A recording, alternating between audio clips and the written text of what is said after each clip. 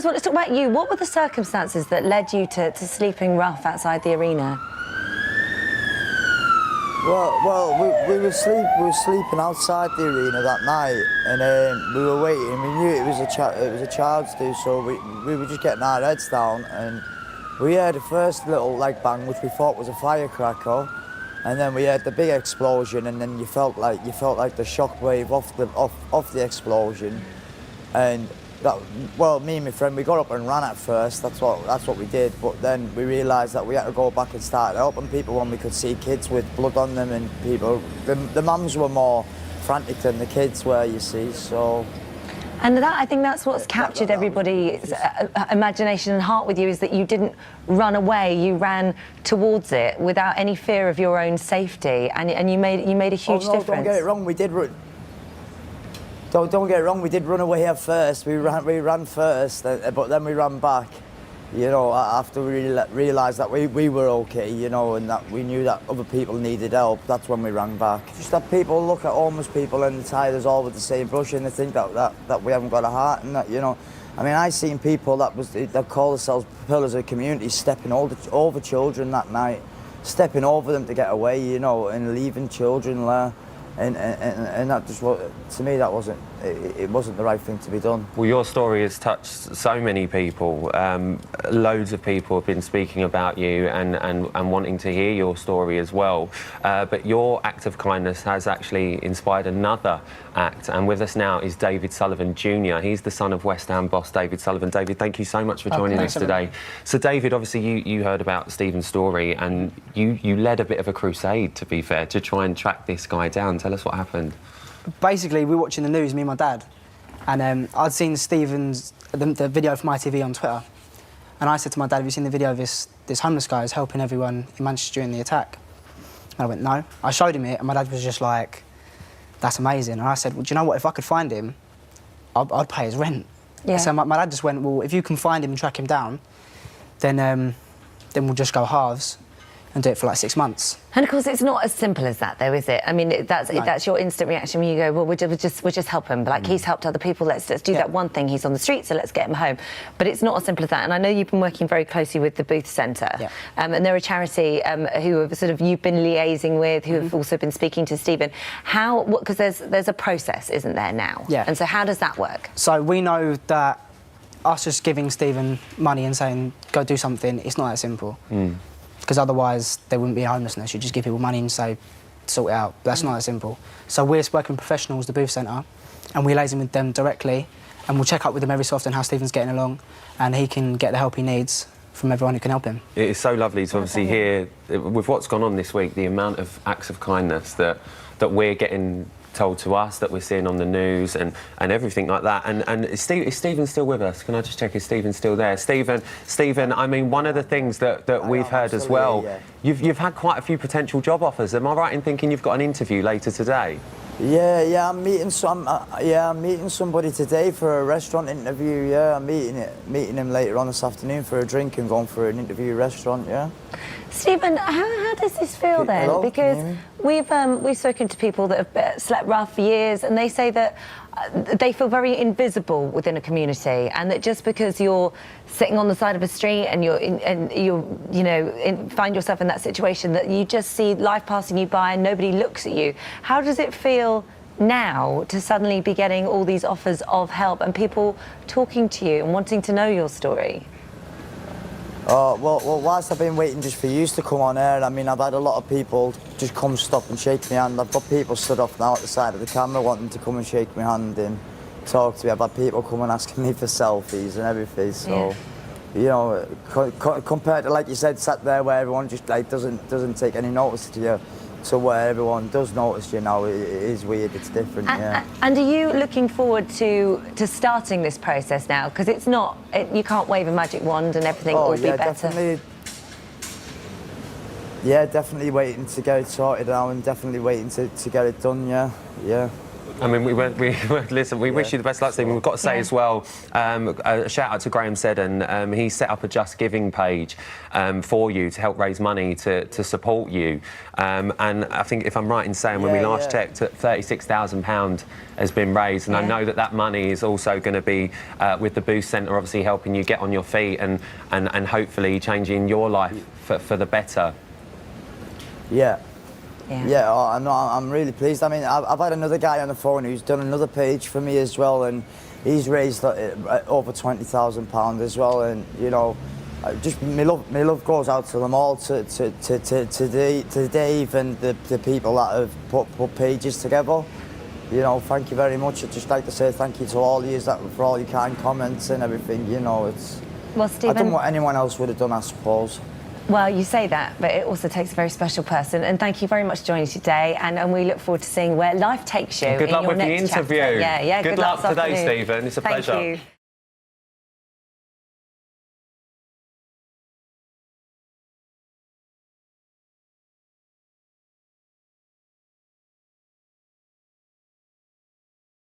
James, you're 50 years of age. Tell us your whole experience of this and your battle to have this accepted. Well, I write about men's health issues quite a lot, and I was having the symptoms which I felt were quite similar to the menopause. I consulted my male friends, none of whom had heard about the andropause, or the menopause as it's known. And did they kind of laugh at you? Or? Well, they just didn't believe it was something that was real. And I spoke to my female friends and they all laughed and thought, well, that's our thing, you know, that's not something that men particularly suffer from. So I just started exploring it as something, and I was having these various issues to do with anger, and I was exhausted a lot of the time, and I felt... So your mood had changed? Yeah, my mood had certainly changed. I was becoming quite irrationally angry about things, and I spoke to a lot of my male friends about this, and they were also, you know, from age 40 upwards, were having similar sorts of problems. So once you did start talking to your male friends, one by one they start going, well, actually, yes, I have been feeling a bit like that. Yeah, and the thing with men is they hate to talk about this stuff. They don't like to admit that they're feeling down or they're feeling angry because it's a sign of weakness, so they'll bottle everything up. And I just soldier on, and I'm so happy all the time. No one would have an idea. No one would have a clue. Was it affecting your libido? See, doesn't even listen. Doesn't even listen. Was it affecting your libido, James? Because that's, you know, a lot of women talk about that. Yeah, I mean, it does. I mean, it can... I mean, because you're feeling exhausted a lot of the time and tired, yeah, I suppose your energy levels are so much lower that it's just harder to get, you know, and you have in a the partner. mood. Yeah. So how was she coping? Was she kind of going, oh, don't be ridiculous with the menopause? No, I mean, she's she's very sensitive about it, and she's quite knowledgeable about medical issues, and she was suggesting that it could be something like that, you know, and not to dismiss anything. So it's very easy to sort of dismiss those feelings as just either depression or you're a grumpy old man. But actually what Marion does is she does a full blood test, and she tests you for everything and your hormones. And if your hormone levels are dropping, then that is an issue in itself, and it's not necessarily to do with depression. OK, you went to see Marion, and I think it's fair to say that you feel Marion turned you around. I think so, yeah. She's very thorough in her diagnosis and her investigation of how you're feeling, and it's not just to do with your mental health, it's to do with your physicality, your lifestyle. All these things play in on how you're feeling. So we all have a role to play in this, Marion. So do you approach this the same way as the approach is for many women, which is hormone replacement? Oh, I approach it exactly the same way, but before I do anything like that, I really have to get to know my patient and the person I'm treating. So I have to exclude a lot of, you know, maybe other causes. And in a case like James, or I've had quite a lot of patients, male patients, when I've excluded everything, then it's fairly obvious that, and the testosterone levels are low, I would replace with testosterone or with DHA or a combination of both. But each patient is totally case by case. Each patient is unique and each treatment is unique, but it is with hormones. Marion, it's interesting. I'm just looking at some of the comments coming in here from our viewers, predominantly female at the moment, and, you know, they're saying, really, you know, anything we can do, men can do it more dramatically. Menopause, is it just like man flu? You know, well, do you know what gets me? What gets me? No, what gets me? No, how exactly. How do you change that view? I could not sit here and criticise Anorka John any female condition no, you're right. in that way. So it absolutely amazes me that there's not some sort of empathy or some sort of realisation that if this happens to one species of human being, it obviously the same cycle has to happen to the other one. And no wonder men are feeling that they can't come forward and admit to these things, because there's a lot of guilt around it and a lot of prejudice. Women will often laugh or criticise or just not take it seriously, and that's really important that men stand up and, you know, and actually go out there and if you're feeling miserable, if you're feeling low, if you're feeling depressed, go to your doctor. Because the thing is, Marion, just final word with you, if you go to your doctor and you describe the sort of symptoms that James was describing there, they may say it's a bit of depression or it's a bit of inflammation or it's a bit of whatever. Overall, surely the approach has to be different. We've got to maybe assume that it's the menopause, do that blood test and check out those hormones before treatment comes into play. I think that's hugely important, that we absolutely, by men and by women, we have to check hormone levels, because too often people are told that they're depressed, and it's not, they're diagnosed with depression, and that's not the case. And nobody wants to be depressed, and they want their vitality back. And with balanced hormones, you know, they can really have it back. And I think every doctor needs to be aware of that. Yeah. Doctor, appreciate your take on things. Fascinating. And James, thank you so much for talking about it, because it's lovely to get it out there and get the debate going. And you're feeling good? You're feeling better? Feeling much better, much lighter, much less anxious, much less sort of irritable. Going to get you on some of those. You need some. Going to get you on some of those hormones.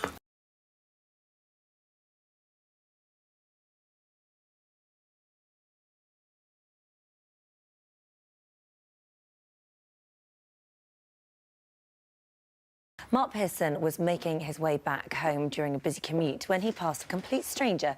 In that split second, his life changed forever after she falsely accused him of sexual assault. Well, on Friday, Mark was found not guilty, and he joins us now alongside Erin Pitsey, who has been his avid campaigner. The day that this took place was December the 3rd, 2014, 6:40, your regular commute. The amount of times you walked through Waterloo Station at that time, hundreds of times.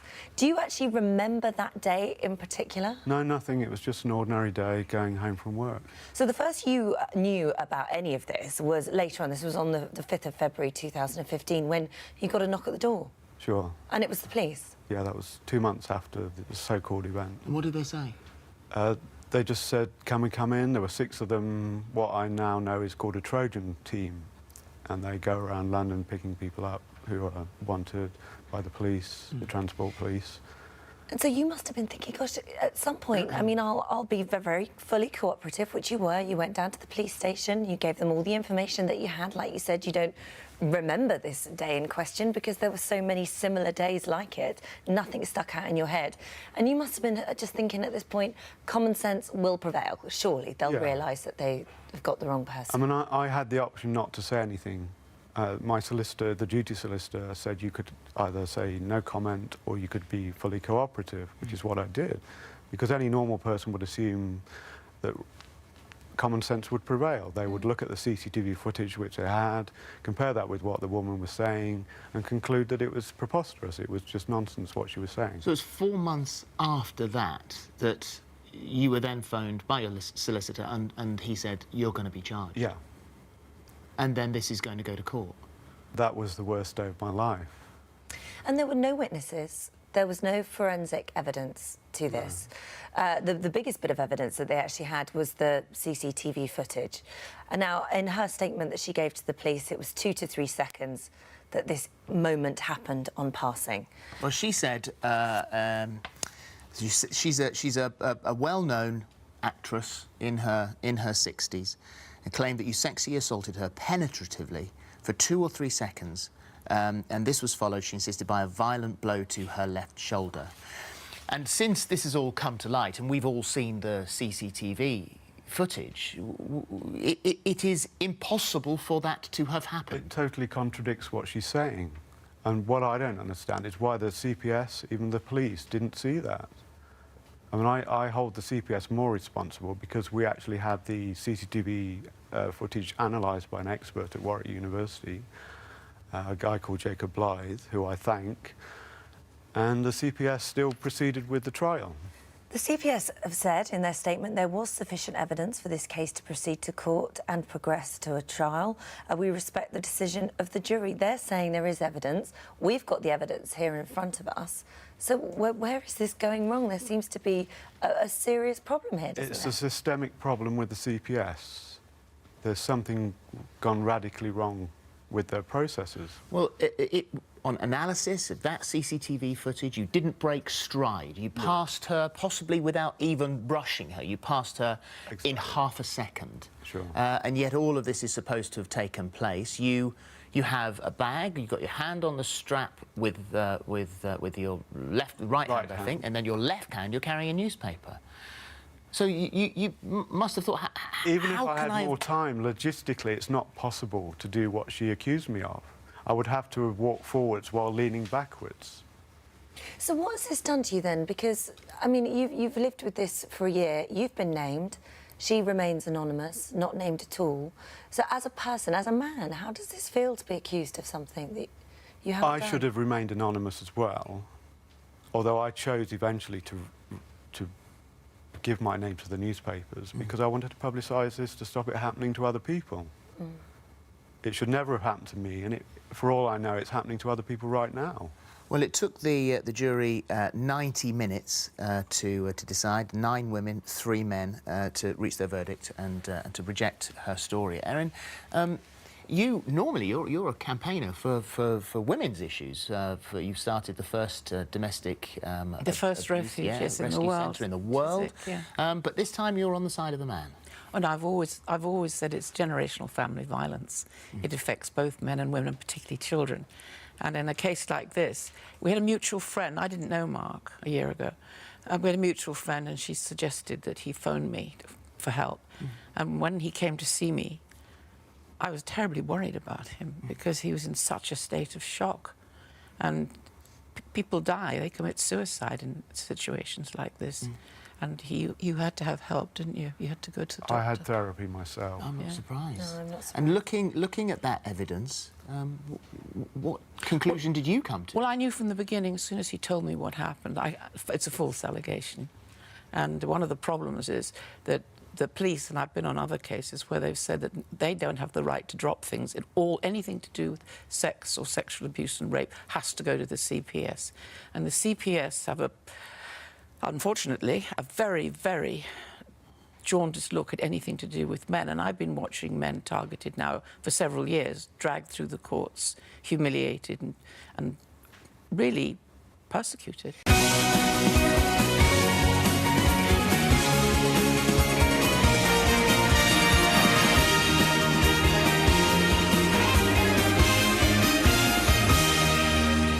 Now, we've been following their charitable success here on This Morning for almost a decade now. After setting up the Murray Parish Trust in 2014, acting power couple Jim Murray and Sarah Parish have raised almost £5 million to support seriously ill kids across the country.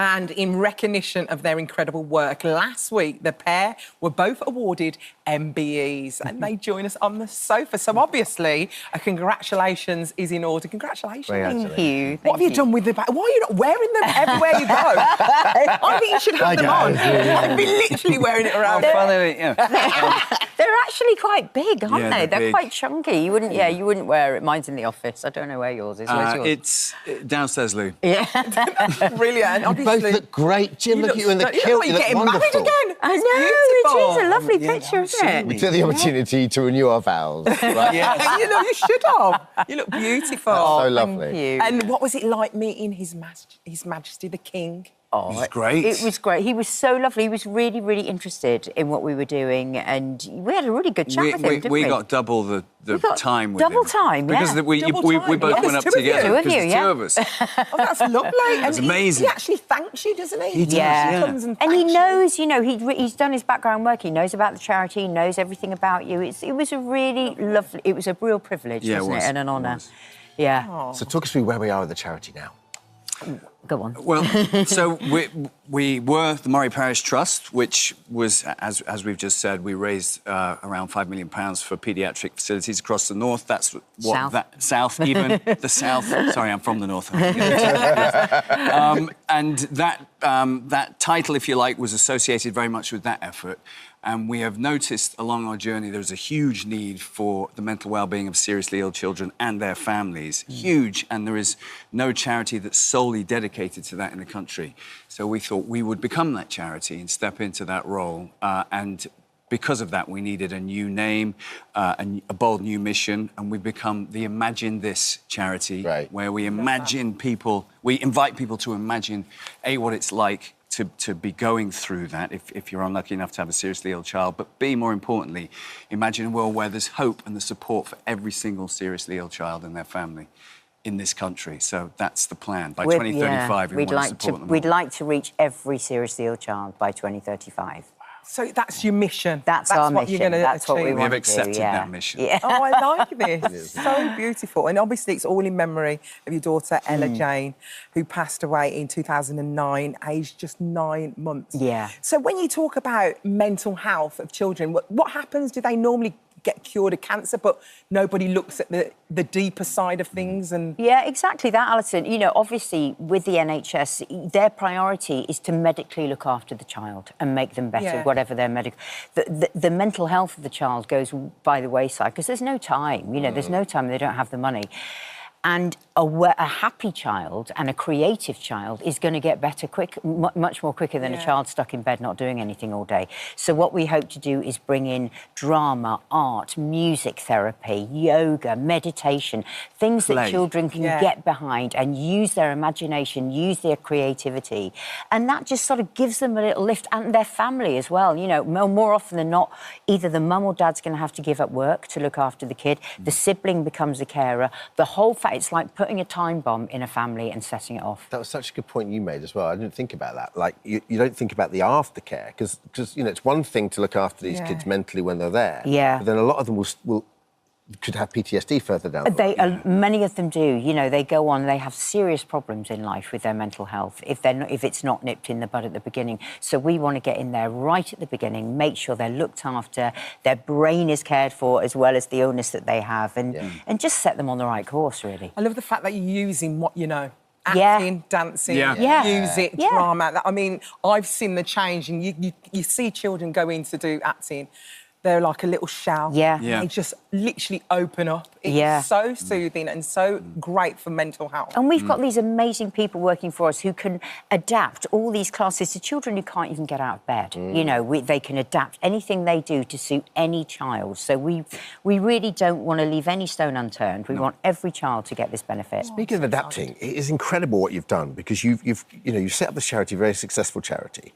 And then, like anything, charities evolve, right? And the need evolves. And so to be able to carry on doing your jobs and to pivot, how hard is that?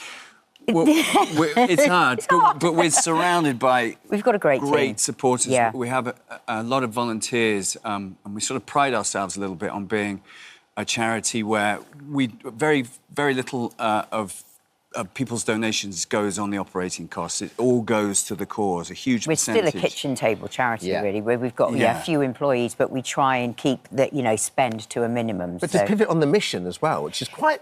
It is. It's hard to underestimate how hard that is. Yeah, the mental health of children, especially over the last 10 years, has spiralled out of control. And that's just well children. Seriously ill children, it's even worse. So, you know, we thought this is a real gap in the system that we've got to fill it. I'm not sure whether it's spiraled, it's just suddenly there's a spotlight on it. Yeah. Especially since COVID, as you were saying earlier, since lockdown, the alarm bells are going off about how much need and support, especially seriously ill children, need. Imagine that news landing landing on your doorstep. But it's not just the children as well, it's their families, Yeah. siblings, parents Yeah. as well. You're going to help them as well, aren't you? Yeah, the whole thing. Yeah. How's you got what, a 15-year-old now? Yeah, Now, Nelly, yeah. Now, She's how is good. she? She's great. The kitchen table is more like this. Yeah. I'll be there in a minute. Those two. What time did she get up? I can guarantee she won't be watching this. She won't be watching this. We told her we were on. She was like, yeah, right, great. What channel? But we hope that she'll do a bit of work for charity. I mean, we sort of said to her, look, you get the word out there at the school, because we're always trying to get people involved, because we can't do it without the public's help. We rely solely on the public support. yeah. So Absolutely. we've said to her, make it your mission, get round that school, make sure all the parents get on board. You know what? It's going in. She's Yeah, watching yeah. you. She's watching everything. You're juggling life, you're juggling work. I know you're in a Netflix series together, but you're not working together. No. We're in the same show, but we don't have We any don't have any scenes scenes together. At all? No, they missed the get a PR break trick from there, each didn't other. they? I know, it's quite nice. We What's do that get a little about? break Can you from tell each us other. about that? Geek Girl. Geek It's Girl. season 2 and 3. Yeah, 2 and 3. So it was on, wasn't it, last year, Geek Girl? Yeah, it was It's a series big of hit. books that have been made into a drama series. It's great. About a neurodivergent teenager who becomes a model. A model, yeah. Wow. I'm the headmaster. Sarah is the head of the model agency. Oh, wow. Both heads. Both heads. Wonderful. And can you tell us about... Oh, go on. Oh, yeah, What are you I doing? know exactly what he's going to say. Star-studded concert. Yeah, who's going there? Concert. Are we going? Oh, it's going to be great. It's going to be really good. So we're doing a big Christmas concert. It's our first sort of big event out of Hampshire. We're both free. Yeah, oh, you'll be coming, don't worry. We've got... Who have we got? We've got David Tennant, Olivia Colman, Oh my David God. Melder Staunton, Oh, I'm not sure Hugh we are free. Bonneville, Amanda Holden. That's quite heavyweight. All coming to the read and A-listers. perform. Yeah, they're all going If to you could bring out one of your tricks. Yeah, could be come on. runners. Yeah. You could be runners. We've got Sylvia Young's dance school coming to do some... Oh, it's going to be lovely. brilliant. It's going to Yeah. be so, so good. So tickets will go on sale in October. And we've got a golf We have day. golf day at Goodwood as well. Yeah, People so want if to you- put a team together. Yeah. Goodwood. Are you not doing Yeah. a fishing day? Because you love your We fishing. should do a fishing I day. will do a fishing day should do at a some fishing point. day. Yeah, you do that. Yeah, you Oh, can God, come and do big the one. fishing day. Pretty much how. And you know the king likes fishing as well. Yeah. You're in with the king now. He did bring that up, He actually, in brought our it up, chat. Yeah. I may have worn a tie. With fish on That it. had fish You on fish it. on it. Yeah. And he Loved it. Yes, he recognised the tie. Yeah. Does he fish then? He does, yeah. He does. He's a big salmon fisherman and a big advocate for salmon conservation. So, yeah, we had a brief chat. Oh, I bet...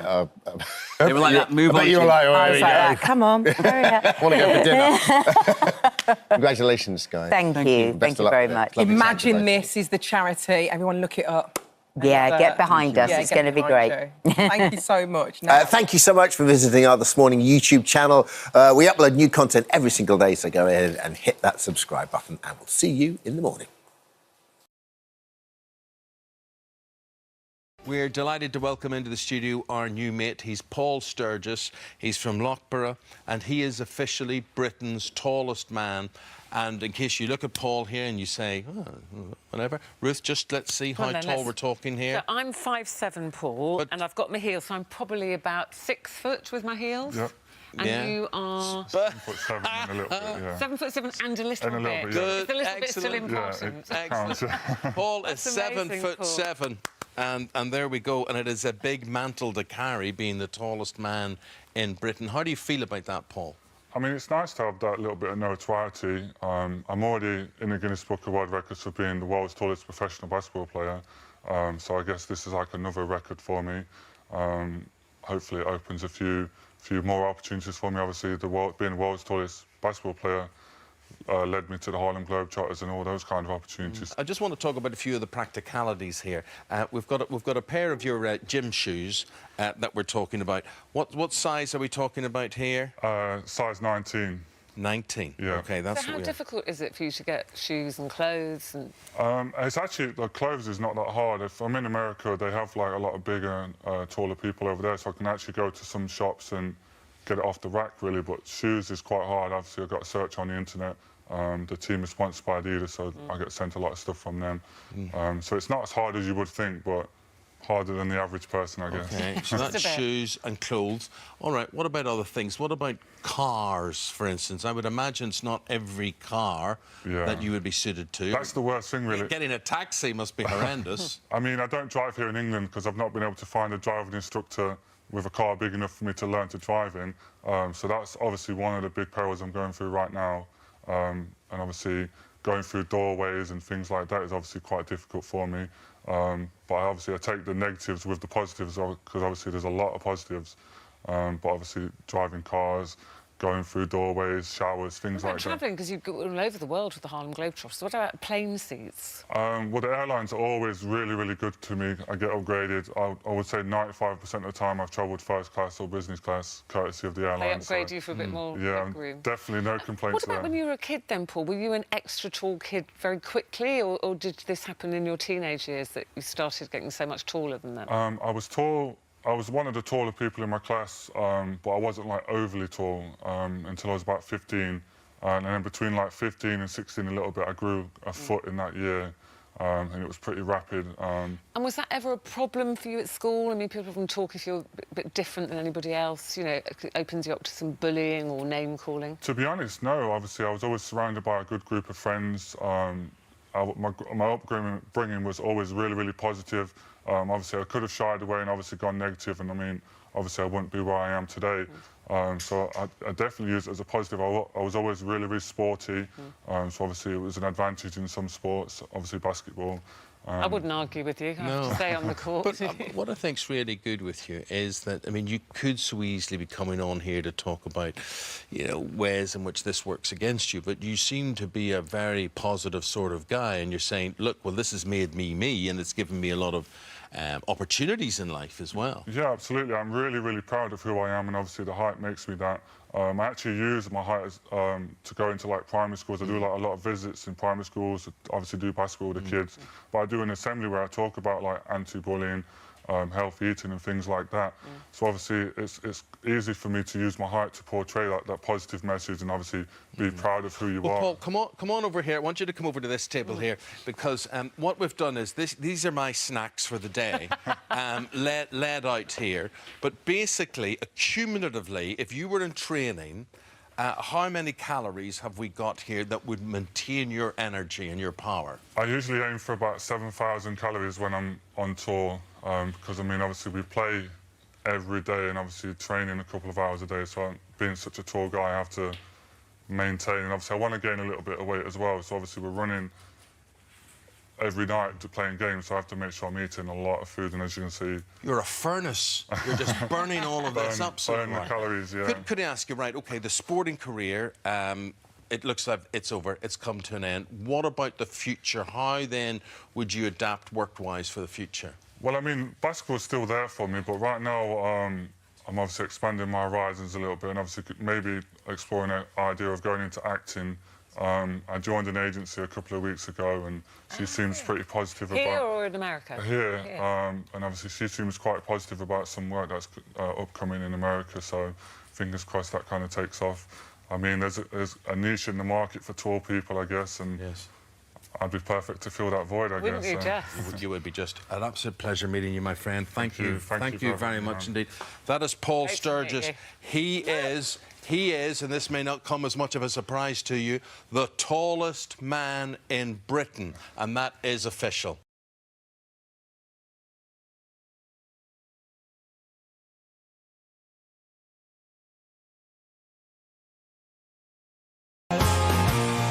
Yeah, like, that's not the 80s throwback thing, OK? That's not... We're celebrating football, we're celebrating England football, we're celebrating some brilliant footballers this morning, because you may remember back in March, we met the amazing England men's amputee team. They were looking to raise £30,000 so they get to the Euros. Well, they raised nearly 40,000, Chelsea. Yeah, they made it to France, coming fourth in the competition.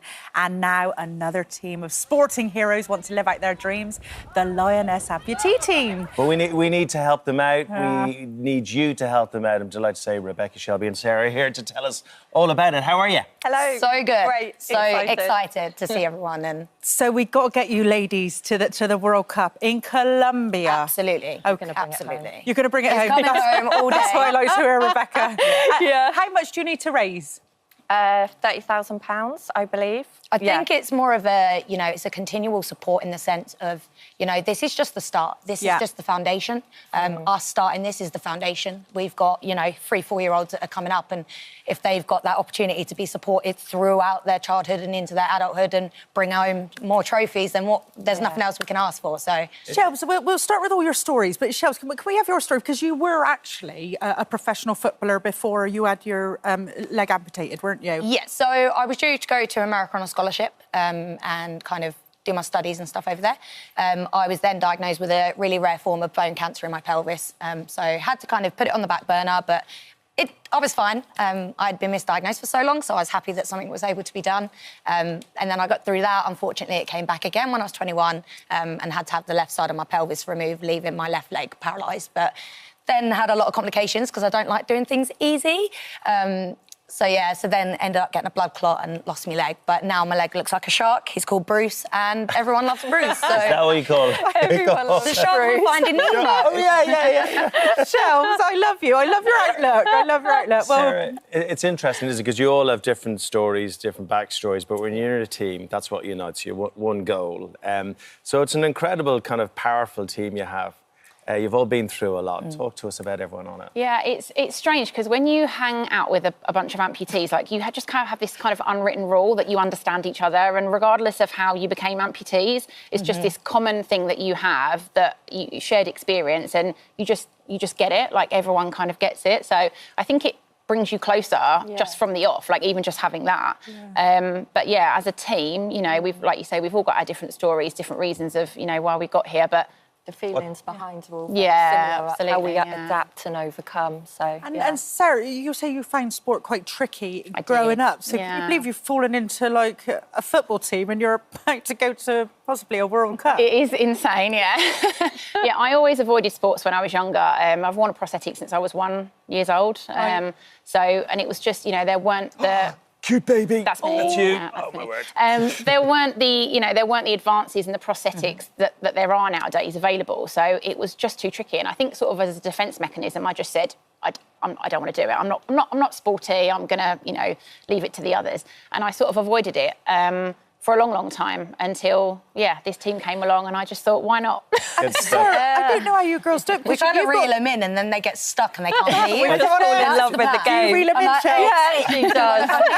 Yeah, he's stuck now. Do you know what's amazing about it, though, is when you watch the sport itself, how incredibly technical it is. Yeah, because Rebecca, just describe how you play at home, because you're all on your crutches, and there are a lot of rules around what you can use, not use. Tell everyone about that. Exactly. So basically, every amputee has to take their prosthesis off. So we have to use crutches, and all goalies are upper limb, and then if their limb is a certain length, they have to have it strapped, so they can't use it as an advantage. And the physical endurance it takes to actually get up and down on a pitch is crazy. Like, his shoulders must be in bits at the end of a game. Like that. Absolutely. Rebecca, look, you made it to the team because of Eurovision and Sam Ryder. Is that right? I know. How did that happen? I tell you what, this is a bit of a crazy situation. Eurovision has got a lot to answer for. Welcome to Disability Sport, by the way. This is what happens. Exactly.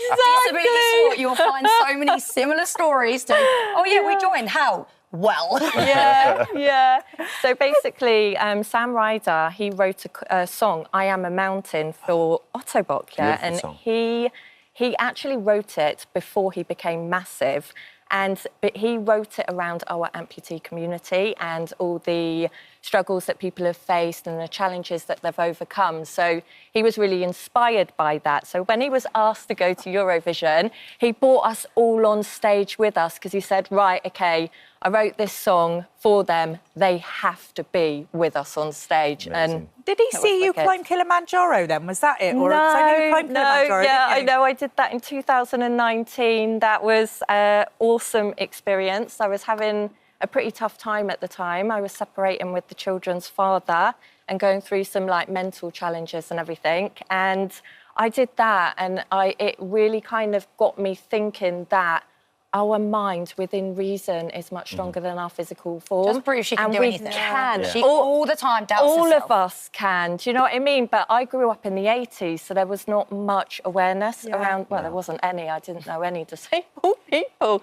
and we want to do it for those little girls, don't we? Absolutely. Well, that's what you're doing, actually, is I think possibly the most important thing. Yeah. Inspiring young people, let them know it's possible. Exactly. We want to get you... You went to the Euros, you want to go to the World Cup in Colombia, so this is your chance. Speak to the nation, Shelby. I'll let you drive in here, OK? There they are, camera 2 over there, the red light. Number 2, I got Tell them what you need and how you're going to get it. So, we need all the support we can get, not just financially, but just getting it out there, getting all those little girls, able, disabled, everybody deserves to play and love football the way we do. Football's been my life growing up, and if it means that I can provide that for someone else, then, you know, these are our jobs. Like, we don't look at going, oh, well, we're going out to do a job to, you know, compete. We're going out to inspire the next generation. And without your support and without, you know, the nation, and we hope to inspire a nation, not just the disabledness, not just the ableness, but, you know, we always say disabled doesn't mean unabled. So if we've got the support behind us, then we've got nothing stopping us from bringing trophies home. We want to bring it home as well. You want to bring it home, and on a very practical level, 40 grand gets a company name on your shirt, yeah?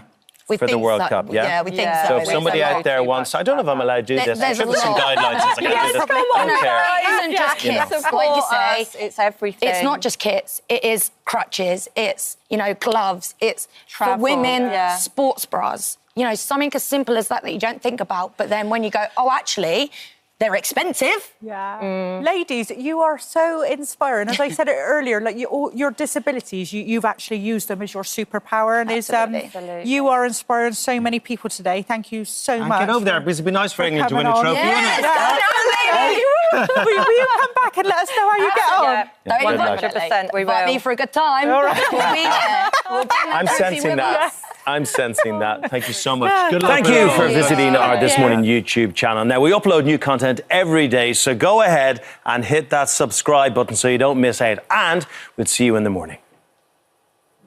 We really are. Since 1999, Pride of Britain has celebrated the truly extraordinary achievements of people of all ages, from children of courage to life-saving emergency workers and people who make the world a better place in their local community. So it's in its 25th year now. The awards took place on Monday evening. Amongst the winners was 8-year-old Florrie Bach, whose unwavering positivity and bravery as she awaits a lung transplant morning has seen her honoured with a Child of Courage award. Please welcome the one and only Florrie Bach. Please consider becoming a bone marrow and organ donor, as well as giving blood. It saved mine and so many of my friends' lives. It could save many more. I am doing this for all of the children with cancer that can't be here tonight. Have happy days. Thank you. Absolute privilege and honor to award you the Pride of Britain Award. And we're joined by Florrie and her parents, Andrew and Stacey, and Pride of Britain host Carol Vorderman this morning. Guys, I have to say, what a night. What Incredible, wasn't it? Just incredible. Can we just have a moment? Because 25 years you've been doing this, Carol Vorderman, you're still crying. It's an amazing thing. She does it to me. Yeah. What's so remarkable, Florrie, about you, and we'll hear your story tomorrow night, but also now, it's just that the stuff you do is about the other children, and it's just wonderful. Yeah. Sorry, I'm having a moment. No, you're right, Carol. I actually had... So my little boy, Milo, is 8, same age as Florrie. And I had a chat to him about Florrie last night as we were having our baked potatoes and saying how amazing you were. And you're absolutely right. What a positive human being. You are extraordinary, Mrs. And she's very persuasive. Florrie, tell us what the night was like for you, because you've been in on this morning and we'd spoken and you'd met Alison and Joel when you came in. But what was Monday like? Monday, this week. Yes, this week. Probably a good one to start. And then we'll do next week in a minute. What was Monday night at the Pride of Britain like? It was really fun. I loved getting the award and seeing Joel again. Yeah. He was so excited to see you, of course. But you went to visit him at the Masked Singer too, didn't you? Yeah. What was that like? It was really fun. I loved hearing the music and I got to go backstage. Backstage too. Did you get to meet everybody? I didn't get to meet the people in the costumes. Oh, no. Well, that's secret, though. Secrets. You've got to keep that secret, haven't you? I can't tell you who's wearing the costume. I can't tell you what costumes there are. OK. So I got to see some of the costumes. Which is amazing. Because when you got told that you won a Pride of Britain, well, you're a big fan of music and singers. Yeah. That was really special too, wasn't it? Who did you meet and who told you about your prize and your award? I met Perry from Little Mix. Oh, my days! How special is Perry, by the way? She's so cool. So She's cool. one of my favourite singers. And this was the most wonderful way of doing it because you thought you were just watching a video. Yeah. And then what happened? Yeah. She asked me if she could see me. And did that seem a little strange? Because you're thinking, Yeah, I was like, I'm watching a music video. Then she just came out of the TV, it looked like. She's like, hello. Where did she come from? And now she's your best friend. Yeah, she's my best friend now. What can you say about that? And what about the Prime Minister? You met the Prime Minister the other day too, didn't you? Yeah. What was that like? It was really fun. I said to him, Yeah. I'm going to be the new Prime Minister. I'm going to take over. I would vote for you. We all For sure. My new friend that I met at Pride of Britain, he was like, give my dad a new paycheck. Oh. Give my dad some more money. That was to the Prime Minister as well. Look, Jacob, the other that was winner little said. Jacob. Yeah. Oh, Yeah. Jacob the pilot. Yeah, He's Jacob. thinking Yeah, of Good Morning Britain he's my tomorrow, isn't friend. he, Jacob? His dad's a paramedic. Amazing. Yeah. So it sounds like you all gave the Prime Minister quite a hard time. A little. Excellent. She can. She's a superstar. But you're also raising lots of money for your charity as well. Tell me about your charity. What's it called? It's called Be More Fab. It stands for Florence Save Buck. My initials. It's right there. Yeah. And what does it do, your charity? My charity helps other children like me. Yeah. And when you're missing out on school, like I am, when we are big enough, we got to get some teachers, and now we have enough money to get free teachers for our charity because of how much we raised the other night. Wow. That's brilliant, because we raised loads of money, didn't we? Those teachers will be able to go into the hospitals and help with the children and give them some education and stuff? And sometimes even at home. Even at home so too. providing tuition at home for children that are off, but they can't go attend school because their immune systems are too compromised or they're still having treatment. So to be able to provide online tuition and some tuition in the homes for those children, as well as then support in schools by going in to talk through the challenges of having a child that's diagnosed with cancer, actually being able to explain to a group of... So, for example, when Florence was first diagnosed and she was 5 and they had to tell a group of Year 1 children what cancer is, why, and so that's a really difficult thing for a school. So actually we want to be able to provide that support with schools so we can go in, do workshops, assemblies, be able to explain it in a child-friendly way, which is what Florence has done, recorded lots of videos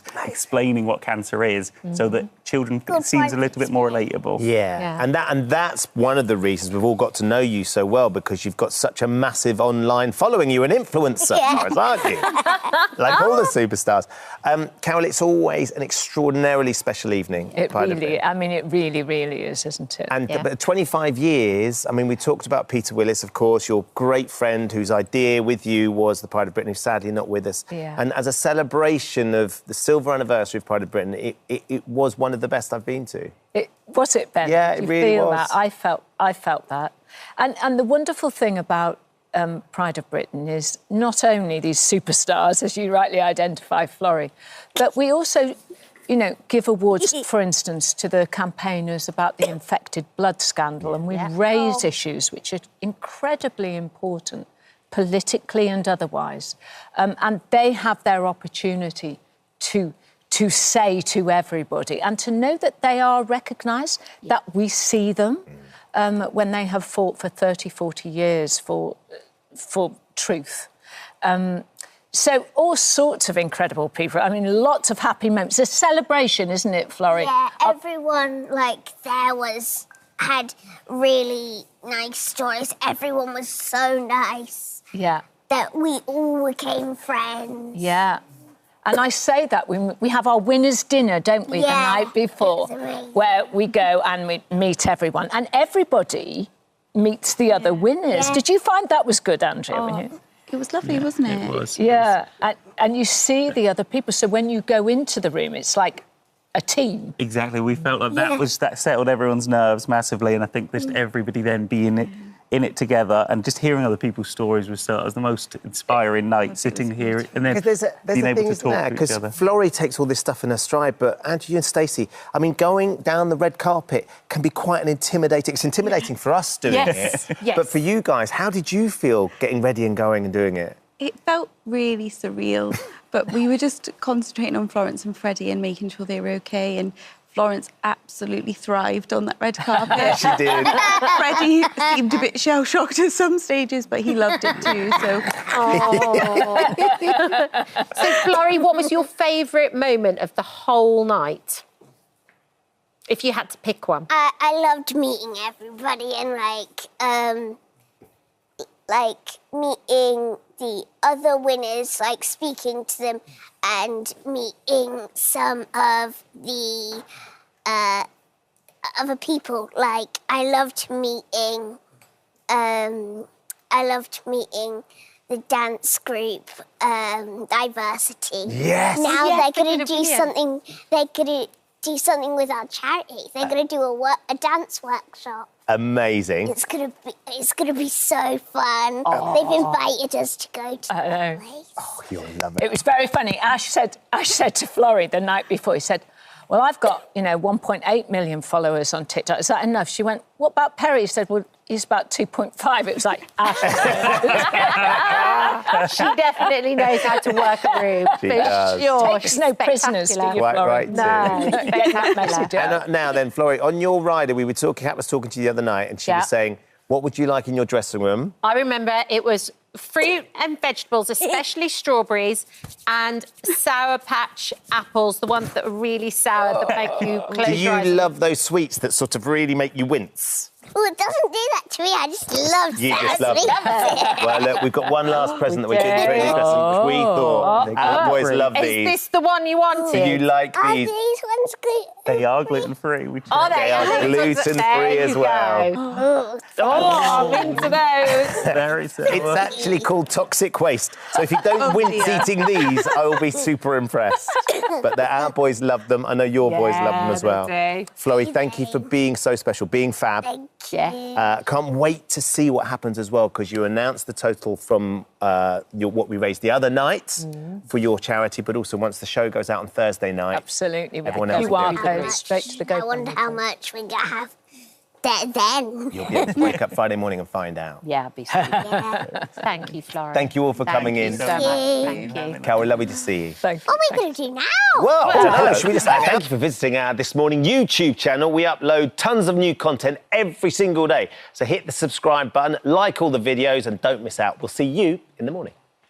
Now, you might think you're quite good at stain busting or pretty handy with a hoover, but I bet you've got nothing on our next guest. Oh, no. Blood, brains and biohazards are all in a day's work for Lauren Baker, who is now taking us behind the scenes of her unique profession in a new documentary series, Crime Scene Cleaners. The maggots. The maggots turned me a little bit. An extreme cleaner, Lauren Baker, joins us now. God, you do look absolutely so glamorous, I've got to say. Thank you. I mean, the maggots, what was that in? That was in America, I believe. That wasn't one of our ones. That was in America. So tell me a little bit about your job. Give us like a rough outline of a job description. Dirt and grime. Dirt, grime, filth, anything, that can cause harm to the human body is what we do. In all capacities? Yes, yeah. So that could be where someone's bowels have exploded, to an unattended death where they've then passed. It could be needle sweeps, it could be hoarded properties, it could be mental health crisis cleaning, it could literally be anything. Can we just go back? Did you say bowels had exploded? Yeah. Yeah, so when you pass, your organs start to shut down. So sometimes when we attend properties and we attend unattended deaths, their bowels have erupted before they've actually passed, and then they've made their way to a place where, or they've tried to make their way to a place where they're going to be comfortable. And then, then you've got the clean up from that as hence well. the hazmat suit, hence the masks, hence all of this sort of stuff. We're not just making you... This is actually what you have to wear, because that could be really, really bad for you guys if any of those bodily fluids or any of that matter sort of gets into your bloodstream. Yeah, absolutely, yeah. We have to make sure that we're fully equipped, double-gloved mask, like respiratory masks, so we can actually breathe, and our goggles, and, we just brought these in as well, so they go right the way up your arm. So it's quite, it's quite tense. How on earth do you start in this world, Lauren? Good question. I done a really, really dirty property when I was just doing domestic cleaning, and I just wanted to help people. That was my sole thing. I wanted to help, and I knew that I could make a difference through cleaning. Because I think that person had sort of a dementia. Yeah. And clearly no one had been in the property world, and no one was there to look after them. Yeah, so they had carers, but unfortunately they got to a point where, with their condition, that they just didn't want the carers in there anymore. Right. And then the home just deteriorated, and then, that's where we stepped in. And that's when I soon realised that there is actually other people out there suffering like this, and then obviously hoarders then come about, and hoarding is a thing, and that can come in many shapes and sizes. So it is quite tense, it is, but I just wanted to help people. But you've also been into, like, crime scenes as well and cleaned up after crimes. Well, we do, like, unattended deaths, so that could be anything from a crime scene to someone just falling and passing at home. Right. Or it could be where there's been an assault or something like that has happened, and then we're the team to go in and clean that up afterwards. And Lauren, do you go in there and kind of try and guess what happened as well? Because obviously you've got... CSI on it, yeah, you would. Yeah. Like, my brain would start going, OK, well, that's there and that's over there. What happened when? Yeah, so we do sometimes, like, obviously, I think that's just natural instinct, isn't it? Like, anyone would sort of walk in and be like, oh, my God, how did that get there? And how did that get there? And you do sort of... Yeah, I suppose you like to think you're a little bit of a... Detective, yeah, but obviously we're not, we're just cleaners. Miss Marple with the gas mask. Yeah. You went to one hotel room that had, essentially, you're walking in, it is like a scene from a film, it was blood all over the place. Yeah, a lot of people don't realise that these things do actually happen, like, on a day-to-day basis. We did attend a hotel room once, and we was just told that there was a couple in there that some arguments had broke out, and it was, there was blood everywhere. Wow. I wonder, because it's one thing us talking about it and being sort of very stepped back from it, removed from it. But for you to actually go in there and do it and deal with these things on a daily basis, does it ever get quite tough for you, understanding that this is happening? It can do. Your unattended deaths and suicides, more so than anything, they can be quite difficult. They can be quite tough ones to deal with. How do you process it? You become sort of not immune, but you do sort of just... It's a job at the end of the day, and somebody has to do it. Yeah. Like, somebody's got to do that job. You take great pride in it as well, don't you? I do. I absolutely love my job, and I wouldn't choose to do anything else now that I'm in this line of work. Like, I wouldn't sit there and think, oh, I'm going to go back to fully employed and go and work back in a pub or anything like that. I couldn't. I really enjoy what I do, and I meet so many different people, and I help so many different people on a weekly basis, and that for me is everything. I love helping people. Yeah, because you're so respectful in the dock as well. Like, you do a thing where you open all the windows. Oh, I've got to open the windows. You've got to open the windows. Like, you've got to let them be free, let them go. Like, you don't trap them in there because they passed in there. They didn't obviously want to pass in there. Yeah. So you've got to let them go. Like, do the windows and let them be free. And I do walk in. I do have a little chat with them. You're quite spiritual about that sort of thing. You believe that they're there? Yeah, I believe in... Yeah, I don't believe that you pass and that's it, you're gone. Like, your spirit leaves you, and you've got to release them, open the window. So I sort of walk in, I go, oh, hello, love, you all right? Like, if it's an old girl or if we've had, like, a gentleman or whatever, I'm like, oh, hello, mate, you all right? Like, you can go and be free now, and I open the windows, and, yeah. I mean, my team sort of look at me and they're like, are you sure? No, I get it. But can you tell when somebody has died? Do you actually get that information, or is there something about the room, like, Can you tell when somebody's died? Not always. Right. Not always, because sometimes, like, we've been called to clean-ups where there isn't that much clean-up. You may have, like, a tiny little bit of blood. And you haven't got that much clean-up. But obviously, you've still got to carry out your same process as what you would do if you had, like, an extreme clean-up. And sometimes they do let us know, like, sort of how they passed or what's happened, but sometimes we get very minimal detail. What's the hardest thing, do you think, Lauren? What never leaves you? Suicides. Yeah. Suicides, because a lot of the time, like, people calculate their suicides, and we've been in some before where we found notes and we found, like, envelopes where they've actually left it and they've said, this is to go to this person, this is to this person. And you've come across that? We're the ones that find it first, and then we have to go back to the family and say, this is what we've come across. It's a huge responsibility, isn't it? It is, it is. We underestimate that, I think. Yeah. And those are the things that people don't actually realise. So when a loved one or a relative or whatever has passed away, it is difficult because people don't know that cleaners like us exist. So they end up having to deal with that trauma by themselves, whereas hopefully with this documentary we can get the word out there and we can say, listen, you are in safe hands. There are share that people, burden of all. Yeah, we can take that element away from it for you and we can help you. So that's sort of, yeah. You also find some weird and wonderful things sometimes as well, don't you? Didn't you find a cat in the freezer? Yeah. Yeah, that was a bit much. Why was the cat in the freezer? Because they couldn't let it go. They couldn't let it go. The cat had died? The cat had died. Yeah. The cat was dead. Yeah. And there was somebody who was a hoarder, I think. Yes. The cat had died and they didn't want to let the cat go, so they put the cat in the freezer. Would you put me in the freezer? I'll keep you close at all times. Excellent. I won't let you go either. But yeah, that was more of it. They didn't want to let it go. They just couldn't part with it. But I did sort of have to step in and say, this is not hygienic. You can't have this in there with your food in there as well. We need to. Can we go and bury it in the garden? Yes, have a little ceremony. Yeah, let's have a ceremony. And we very much did have a bit of a ceremony. And I was like, come on, we can do this. Like, let's do it together. It's like a counselling service as well, really Lauren. It's is, amazing, isn't it? absolutely amazing. It's been lovely to meet you. Thank you for coming in. Thank you so much for having me. Thank you for visiting our This Morning YouTube channel. We upload new content every day. So go ahead and hit that subscribe button so you don't miss out. And we'll see you in the morning. If you're scrolling on social media, you'll find it hard not to come across the Gaza twins. Yeah, the pair are famous for their skincare advice, beauty tips and fashion hauls, but there's one small thing that makes them stand out. They're only 8 years old. This is Daddy with a dream. Let's talk skincare. Get ready with us to go meet our teacher. Let's do a night routine. I'm thirsty. Refreshing. Next up, some blush. First, I'm gonna take off my eye patch. That's so smooth. My gosh, guys, I'm obsessed with my makeup. Look at that glow. Oh my gosh. OMG. Rub, scrub, dub. Well done. Nice and fresh. Gotta keep those wrinkles away. Go play outside. Okay. Wow, this was such a good idea. I know the lighting is so good out here. Thanks for the tip. So cute, guys. I'm obsessed. So cute. Gorgeous. So Coty cute. and Haven Garza join us now from Oklahoma alongside their mum, Adria. Good morning, girls. Lovely to speak to you all. How are you doing? Good.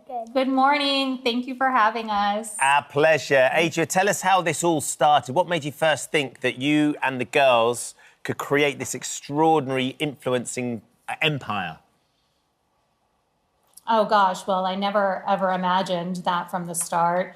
It really just started when the girls were babies. I would dress them up. They're twins. And so I liked to dress them in matching clothing. I would post pictures of the day. Oh, wow. And then when we were locked down during COVID, I had to find a new outlet to kind of do that. And so we started creating videos. That's the only reason I downloaded the TikTok app, was to create a video. At the time, it was the trend called Flip the Switch, where you switch places. And so Haven stood in with me and we did the Flip the Switch trend.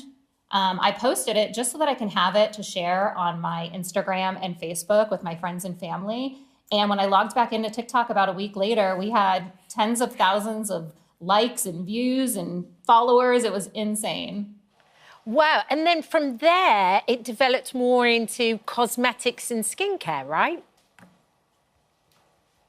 Well, they were 3 when we started. So yes, over time they've grown and developed new interests. And so then when they were about 6 years old, they started asking me if they could get moisturizer. And I was like, okay, sure. They saw me using it in the mornings. They wanted to get moisturizer. So I did some research into some skincare products that were going to be appropriate for their age. And we went shopping. Haven, we're looking at some of these amazing little videos that you've made. Do you remember that first video that your mum asked you to make with her? And how did you feel making it? I felt good making it because I thought I was like all famous.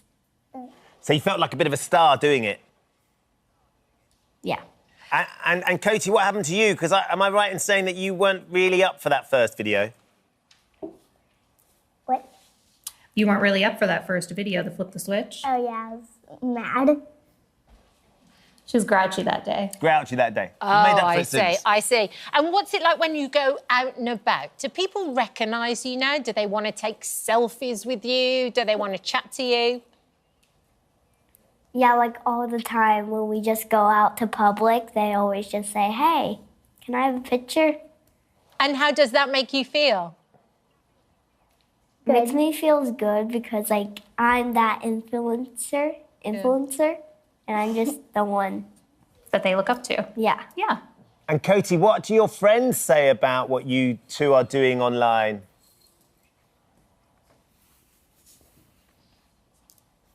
What do your friends say about it? Oh, they don't really, like, do it as much because they play soccer. It's like a sport where you run and stuff. Cody is more of the sporty girl, and then Haven is my dancer. And so I'd say Haven's friends probably tend more to want to do the beauty, skincare, makeup routines than Cody's.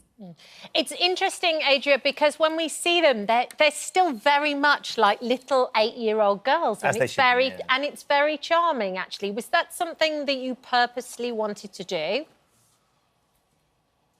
No, not at all. It just kind of, like I said, it just evolved with time. I just listened to what they're interested in, and as their mom, I try to do my best to allow them to do that in a safe place.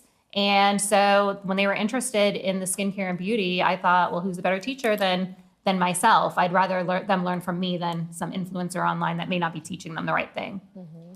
There's a lot of concern, isn't there, Adria, about young girls and not just young girls, young boys as well, but trying to get skincare routines with skincare that's not appropriate for their age. We spoke to Dr. Emma Edgeworth, who's a British cosmetic dermatologist, who said that any child who is prepubescent shouldn't have a complicated skincare routine. The skin is delicate, the skin is an organ, it has to last your whole life, you need to look after it. Complicated skincare routines affect the skin's barrier, can lead to sensitivity and allergies. Base what you put on your child's face based on their needs rather than what they want, because they've seen it online. And the reality is, for the girls, even though they're only 8, they are influencing other young girls as well. How do you make sure that what they're using is age appropriate and they aren't trying to promote things that isn't going to be correct for their friends and the people that follow them? Yes, absolutely. I totally agree. As our platform started to grow and they really started to become an influence, I wanted to make sure that we're educating our audience with what the right things are to use at certain ages and make sure they're using the correct products. And so I also consulted with a dermatologist. I've actually interviewed one for our podcast. The girls actually interviewed her for our podcast. And so our page is really just about self-love, self-care, and self-worth. And we try to do our best to educate our audience to know what is appropriate to use at this young age. Adria, do you ever worry about featuring the girls online like that? Well, I'm a mom, so I worry about everything, whether it's enrolling Cody in soccer and worrying about concussions, or Haven in dance, worry about her tearing something. So, of course, I worry, but I just do my best to protect them always. And we really just show very surface level parts of our life. So you're not seeing our day in, day out on social media. Well, look, we appreciate you getting up super early to speak to us this morning. I've loved watching the videos, girls. They're really, as Kat says, they're very charming and fun. Yeah. Really, really good fun We'll have to watch. send you some of our headbands. Yes, please. I feel like you need one of those. I feel like I'm missing a headband. Have you both got to go to school now? Because you've been up very early. What's the plan? They're going off to school. We're going to stop at Starbucks first, though. For a bit of a treat. There was a smile there from Katie. I love Lovely. that. Thank you all Thank for you, joining us girls. this morning. It's lovely to meet you. Thank you so much for having us. Oh, hello. Take care. Thank you for visiting our This Morning YouTube channel. We upload tons of new content every single day. So hit the subscribe button, like all the videos, and don't miss out. We'll see you in the morning. And the great man Edwin joins us now alongside his daughters Diane and granddaughter Laura, who's responsible for most of the playlist, I imagine. Morning to all of you. Good morning. Edwin, Good morning. thank you for coming in. So singing's always been part of your life, hasn't it? Yes, it has indeed. Talk us when did you first start singing? And what I was did a you do? little boy, choir boy in the church. Yeah. I had the pleasure one year, Christmas time, once in Royal David City. Lovely. One of the choir members, the kiddies, sing the opening verse, and one year I had the thrill of singing the opening verse as the choir and the clergy walked down to pray through the church. And then you were in the RAF and you sang in the RAF, didn't you? Well, I didn't join, I was conscripted in those days in the RAF. And for a little while they had a dance band on the station when I first went in, and I said, can I sing with you boys? And they said, yeah, sing with us. So I sang with the dance band. Yeah. Just a few songs, you know. And then, of course, I went abroad and spent a couple of years abroad and came back home, wanted to sing. So I took singing lessons. I went to Miss Violet Russell, L-A-R-M, for my singing lessons, and I spent about 2 years singing lessons, and I learned how to sing. I learned how to be I was a tenor, and I learned how to reach the notes and whatever. And then from there it went on, and I performed at Easter time, Olivet to Calvary and the Crucifixion and Messiah, and I was tenor soloist in these productions. Yeah. I hardly call them productions, but I was a tenor Always soloist. been part of you then, isn't it? Yeah. And I went on from there singing, and then I did quite a lot of acting, and I did pantomimes and all sorts of different things, singing all the time. There was one pantomime I was doing, and they had a group that were doing a little dance, and so the director said to me, Edwin, you get in the group and do the dancing. When she saw how I danced, which was absolutely awful out of step, she said, Edwin, I think you better move over there. I was about to say it's a triple threat. Very discreetly, she said to me. So you've always been a performer then, really, your whole life from a young age. But, you know, 9 years ago, you did stop singing, didn't you, Edwin? I did, yeah. Yeah, Well, can you tell us about that? Yeah, I lost my wonderful wife 9 years ago, who was so supportive and helped me with everything I did. And I just didn't want to know. I didn't want to sing. I didn't want to do anything, you know. Married for 60 years. My mum and dad and her mum and dad were friends. Actually, her mum and dad made my mother's wedding dress. Right. So I'd known Margaret all my life. Yeah. And it wasn't just the 60 years we've been married, but it was all the years before we were married. I mean, Edwin, you have racked up millions and millions of views. On your TikTok alone, you've got 9 million likes. You must, you know, be a local celebrity now, or even a worldwide celebrity, because this social media is everywhere. What do you think Margaret would have thought of it all? Oh, she'd have been thrilled to pieces. She would, you know, wonderfully supportive. She would have been, and you know, I can't really say how supportive she was, and she would have been thrilled to pieces. Oh. Let's bring in Laura and Diane. So what got him back on the horse? What was it? I think he says, and I totally believe this, he got a message from my mum saying, you must sing again. Yeah. You must do this again. You love it, you must do it. And so we found a local studio in Bournemouth, and we went along, didn't we? Yeah. And it just went from there, really. He started singing, thoroughly enjoyed it, knew that my mum was watching over him and was sort of supporting him. And he just carried on and on and on. And then the new management and AR. So, Laura, was it your idea to put your granddad on TikTok? Well, Liv, my twin, initially said, why don't we do it? And then we sort of thought about it for a few days just because, you know, we were concerned whether it would land on the right side of TikTok, whether we would get nasty comments. But we thought, we presented it to Grandad, obviously, and everyone. And then we thought, yeah, why not? Let's just do it. Yeah, and it obviously has landed on the right side of TikTok. Do you have any idea how much this would blow up? Oh, my gosh, no. None at all. We were hoping it would get just a few hundred likes, like his videos, but the first one, how many, Grandad? About 6,000 likes, Something I think like the first that, one yeah. got. Couldn't believe it. So we thought, oh yeah, we'll just keep Somewhere over posting. the rainbow from Yes. yeah. And I was in a play. I was the lion in the Wizard of Oz. Yeah. You know, years ago. That was the part I played in the Wizard of Oz. Sung a song in that. I can't remember what it was. And Laura, and you and your twin Liv, do you sort of pick the songs that you think you should sing? And obviously you pick songs that are still are in his range and his comfortable. Yes. Well, Grandad obviously has the songs that he likes to sing, but for TikTok, we try to see what's sort of trending at the minute. Like a couple of years ago, the Sia Snowman was trending a lot, so we got him to do that.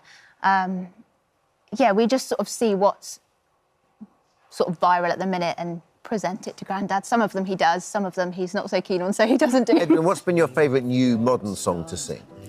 Video games, I thought was a... Video games, yeah. To be honest with you, video games, some company wanted me to sing video games. I did. I hated every note of it. Why? It's such a nice song and it's so comfortable. It's had 3 million likes. You've got to give the public what they want, Edwin. All right. Well, we enjoyed it. We enjoyed it very much. So You like it now, though? Oh, I like it now. Yeah, but, I just can't remember. These girls give me these songs to sing, and they say, "There, Grandad, you've got to do this one. This is really going to town." I've never heard it before, so I get it, download the singer on the computer, sing it about 1,000 times with the singer. So I get to tonight, then I get my backing track, which very often my studio guy, who was absolutely brilliant, Arthur in Sizzle Studios in Bournemouth, fantastic, will make a backing track for me. And then I will sing to the backing track. But it's not easy, I might tell you. Singing the songs I've always done, the Bing Crosby, Frank Sinatra's, and, the songs are easy to sing. You always get a little bit of lead, a little bit of, the melody in the songs. But these ones today, you just don't. Yeah. Do you know what made me laugh this morning? So I asked everybody in the office, I said, "Where's Edwin then?" They said he scooted past the office quicker than any guest we've ever had. They said, there is no slowing this man down. Yeah. Edwin, what's next for you? And what would you say to anybody out there that's thinking about taking on a new hobby like you have? I would say to don't give up. I mean, old people, some play the piano and they stop playing the piano. So I say to them, get back and play the piano. Well, you're a singer, well, sing. Do you like doing this? Well, don't. Just because you're getting old, you're not getting old these days. Do what you want to do and don't give up. And you'll live another 20 years. Yeah, but that's honestly, it's brilliant. It's not even advice, it's like a mission statement. Vote Edwin! Edwin, thank you so much for coming in. Thank you, Diane. Laura, it's so good. We'd love you to perform for us now. Hopefully one of the songs you like. If you'd go and get ready over there on our stall, if you would, please. That'd be lovely. Thank you so much. Thank you, Edwin. Oh, I cannot wait. Have a little round of applause for Edwin, please. Thank you. There we go. Thank you so much for visiting our This Morning YouTube channel. We upload new content every single day, so go ahead and hit that subscribe button, and we'll see you in the morning. How beautiful is that? It was the music. It's lovely, isn't it? Thanks to Hair Care Home's TikTok account, Joan's video has already been seen by 200,000 views. She joined us alongside her granddaughter, her favourite granddaughter, Nicola. The world. Your favourite granddaughter. Yeah. Yeah. Oh, it's not your favourite. Oh, you're not my favourite one. I love you all. Yeah, but Nicola's the best. Yes, Joan, you can't have favourites, can you? You can't have favourites. Not in a family. No, but she's the one that's on telly, isn't she, with you? I've got 24 grandchildren. Exactly. They're all your favourites, aren't they? Everyone. I'd just say, they are, just so you don't have to remember all their names, I'd just say Nicola is your favourite. Yeah, just say Nicola. She rocks. So, Joan, how did this happen? How did you go viral, Joan? What were you doing then at the home with Sophie, putting your makeup on? Yes. And then what happened? How many people saw you? Thousands. I know. Can you believe it? No, I can't. And was you reading all the comments and everything, what they were saying about you? Well, not all of them, because I didn't want to read the dirty ones. You're not going to tell me there wasn't a few. There's a few dirty ones. I think they were all clean now. You're all right. No. And all you was doing is putting on your makeup, and this is something that you do every single day, and you think you should put your makeup on. Every day. When I get up, I go down and I have a wash. Yeah. Then I start to put my clothes on. Yeah. I think, right, makeup, where are you? And I slap it on. You slap Even that if I don't makeup on. go out. Bit of slap on, yeah. And it just makes you feel better. I think makeup is the one thing that makes you feel like a little girl, doesn't it? Yes, it does. It does make you feel better. If I go outside, if I go to the dustbin and I'll be like, oh, get in the house. Joan, you're 103 years old. I can't believe it. You don't look a day over 70. Oh, how lovely. You do not look a day over 70, honestly. And I'm just saying, you're 103 years old. And did you even know what TikTok was? No, I thought it was a clock. Well, Nicola, what happened? I thought TikTok was a clock. Yeah, well, so do Honestly. I, to be fair.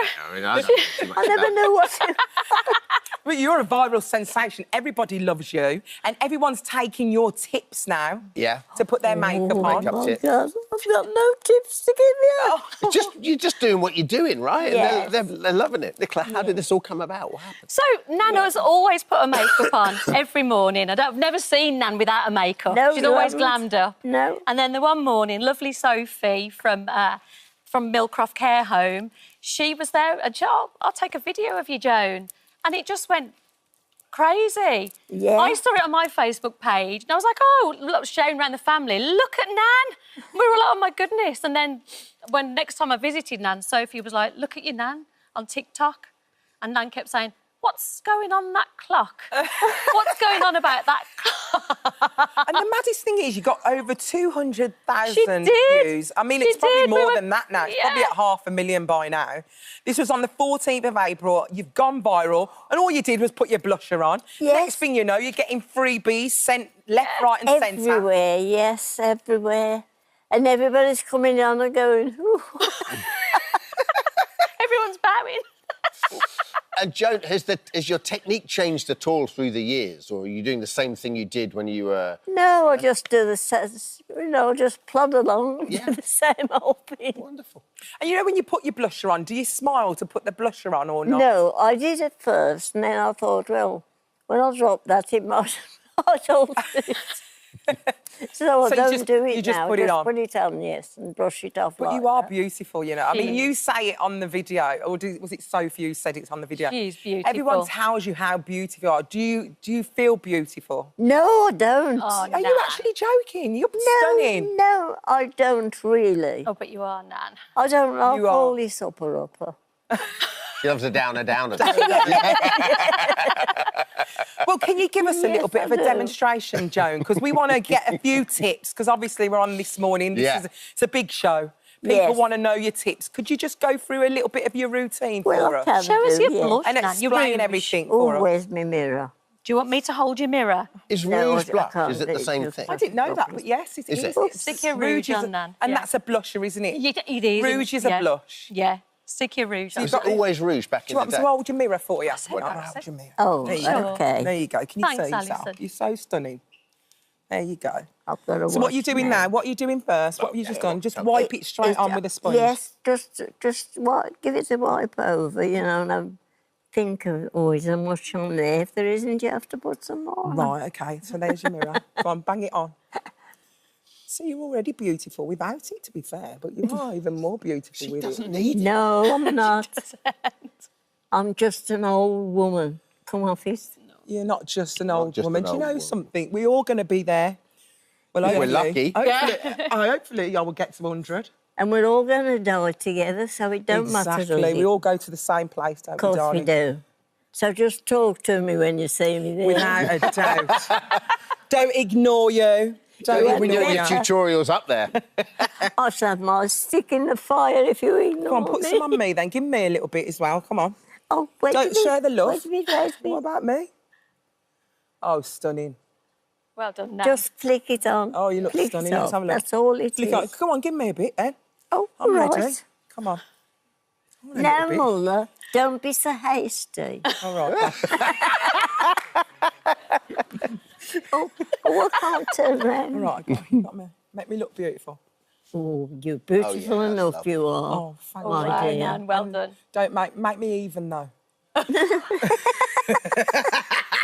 Make me even. Go on. Now, stop it, will you? What have I told you? You are a lot older. You've got to respect your elders, ain't you, Bab? Of course you have. I'm older than you. Am I? I don't know. You don't look it. I bet you're so proud of your grandma, aren't you? Yeah, she's my mate as well. Well, even me up. Don't leave me hanging. I've got 24 grandchildren.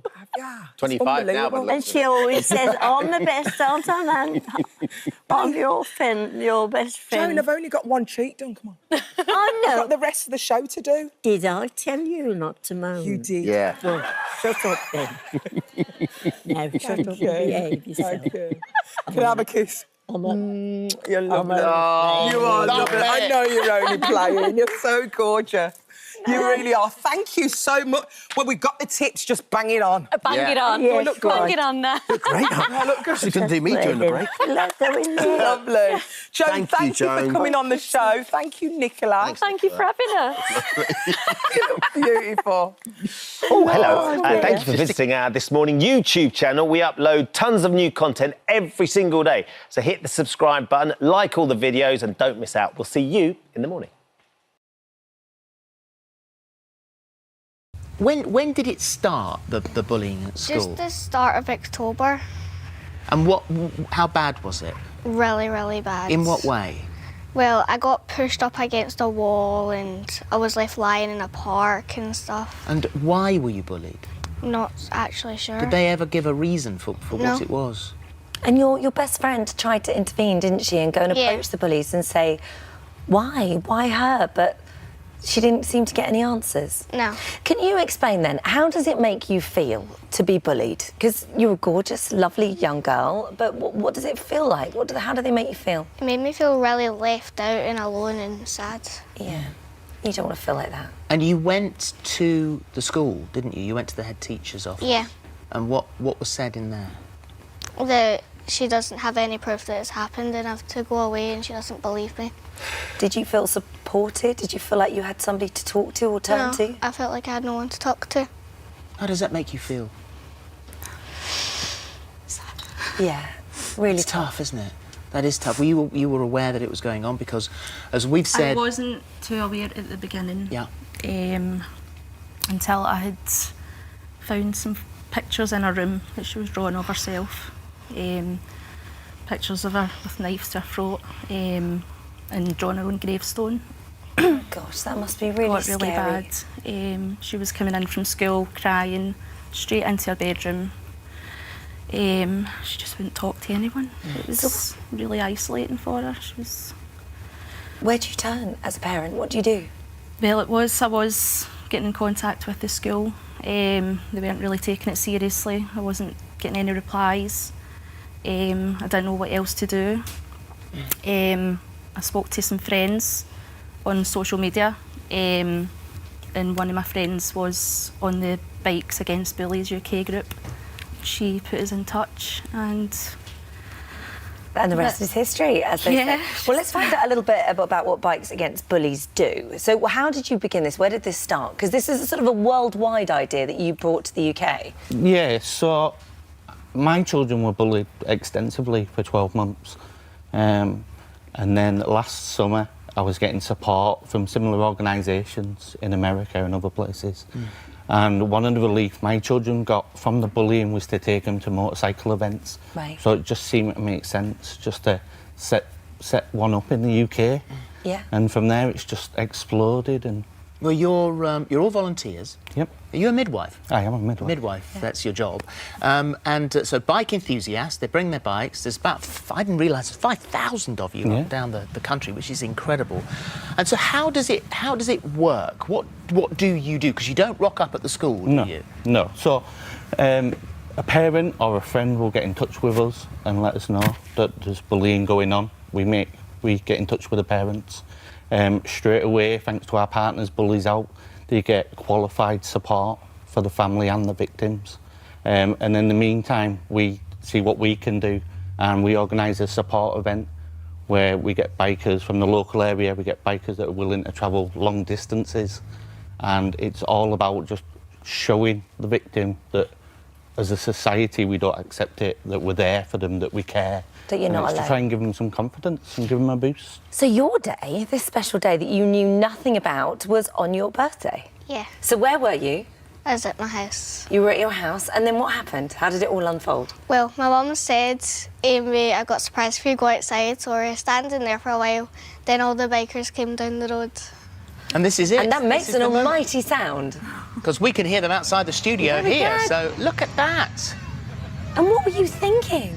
I was, like, feeling everything. I was so excited. And from feeling isolated and alone, like you just said, those bullies made you feel, to look out of your front door, to get on a bike. It's a great picture. It is a great picture, to see all of those people there for you. What did that do for you? It just helped me and made me know that I had someone to talk to. Yeah. And has the bullying stopped? It's not stopped, but it's got a lot better. Good. And for you guys, I mean, there is a vetting process because I suppose you've got to wheedle out the people who say something just to get you there. Yeah, we spend a lot of time supporting the family and making sure that they get the support that they need. And we don't always do a support run for them, but we make sure through Bullies Out that they've got the qualified support that they need. And then we've now started doing a youth programme, delivering an anti-bullying programme within schools and youth groups. And this is training up teenagers, isn't it? Yeah, That go in and actually speak to other teenagers or younger children. Yeah, with our partners, Bullies Out, we're just recruiting 2 youth ambassadors to work within their communities and deliver an anti-bullying message. Great. Well, I think you're amazing, all of you. You're 5,000 volunteers up and down the country. What a great sight to see. I know. You're It's what a great sound. coming down the road. The sound. We're all behind you. It's just it is absolutely amazing. There they all are. Louder, louder! And well done you for coming on the programme today. Thank you very much indeed. And just go back knowing that we both think you're gorgeous. Yeah, absolutely. Okay? Absolutely.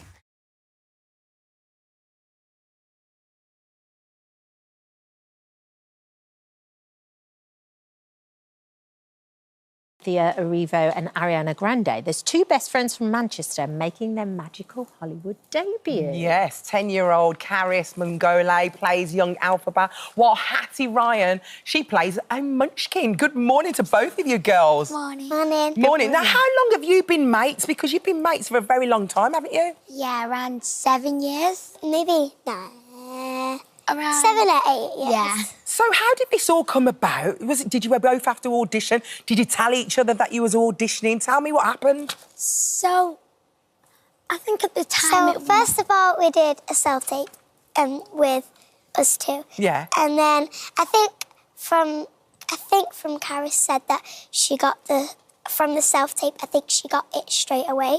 Did you say? But at the time it was a secret because everyone else had to get a recall. Got so ya. even though she's my best friend, I couldn't tell her. Oh, my goodness, you had to keep that secret from each other, but you both understood. Yeah, I didn't get it straight away. I did a self-tape like Caris, and then after the self-tape, I did an audition. Right. And then from the audition, I got it. Lovely. So tell me this, did you get to meet Cynthia and Ariana? Yeah. So she got to meet Ariana and I got to meet Cynthia. What were they like? Ariana was so pretty. She speaks really high. Does she? Was she in a big She's pink like dress? a princess. I can imagine that. What was Cynthia like? Because you actually got to go and see her fly, didn't you? Yeah, she's talked about this already, but there was one time on set and she was flying and I was just so amazed because at the time I was 8 and she's amazing. She's so brave to go up to the ceiling and fly. And they accidentally heard me in the monitor saying, wow. Really? Did you get to fly as well? Yeah, I did. What was that like? Was it terrifying or was it really exciting and exhilarating? At first, it was a bit scary because obviously you've got to get used to it.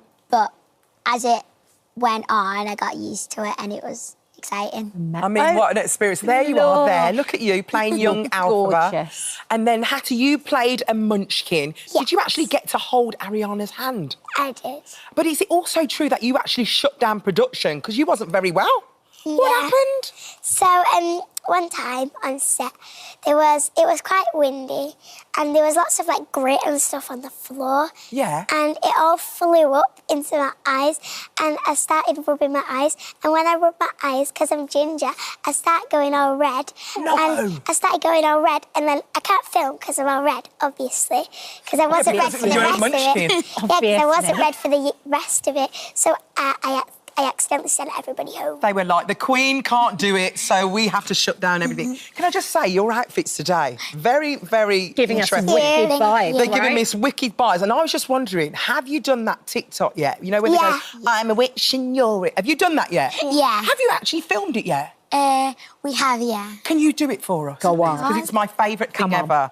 Right, stand up. You got your cameras. This is your moment. Ready? Go for it, girls. Here we go. Alphabet. Glinda. Alphabet. Glinda.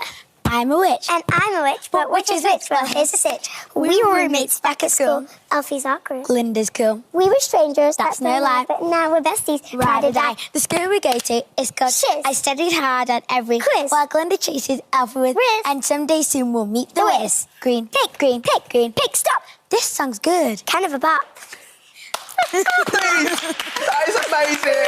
Please let us do this later. Oh, Can we're we going do to have it? to try, aren't we? We've got to give it a go. I Oh, don't know if thank I'll you fit so in the pink much. outfit, but we'll give You it a go. can fit in that pink We'll outfit. have to give it a go. Oh, How was thank the you. premiere? Was it fun?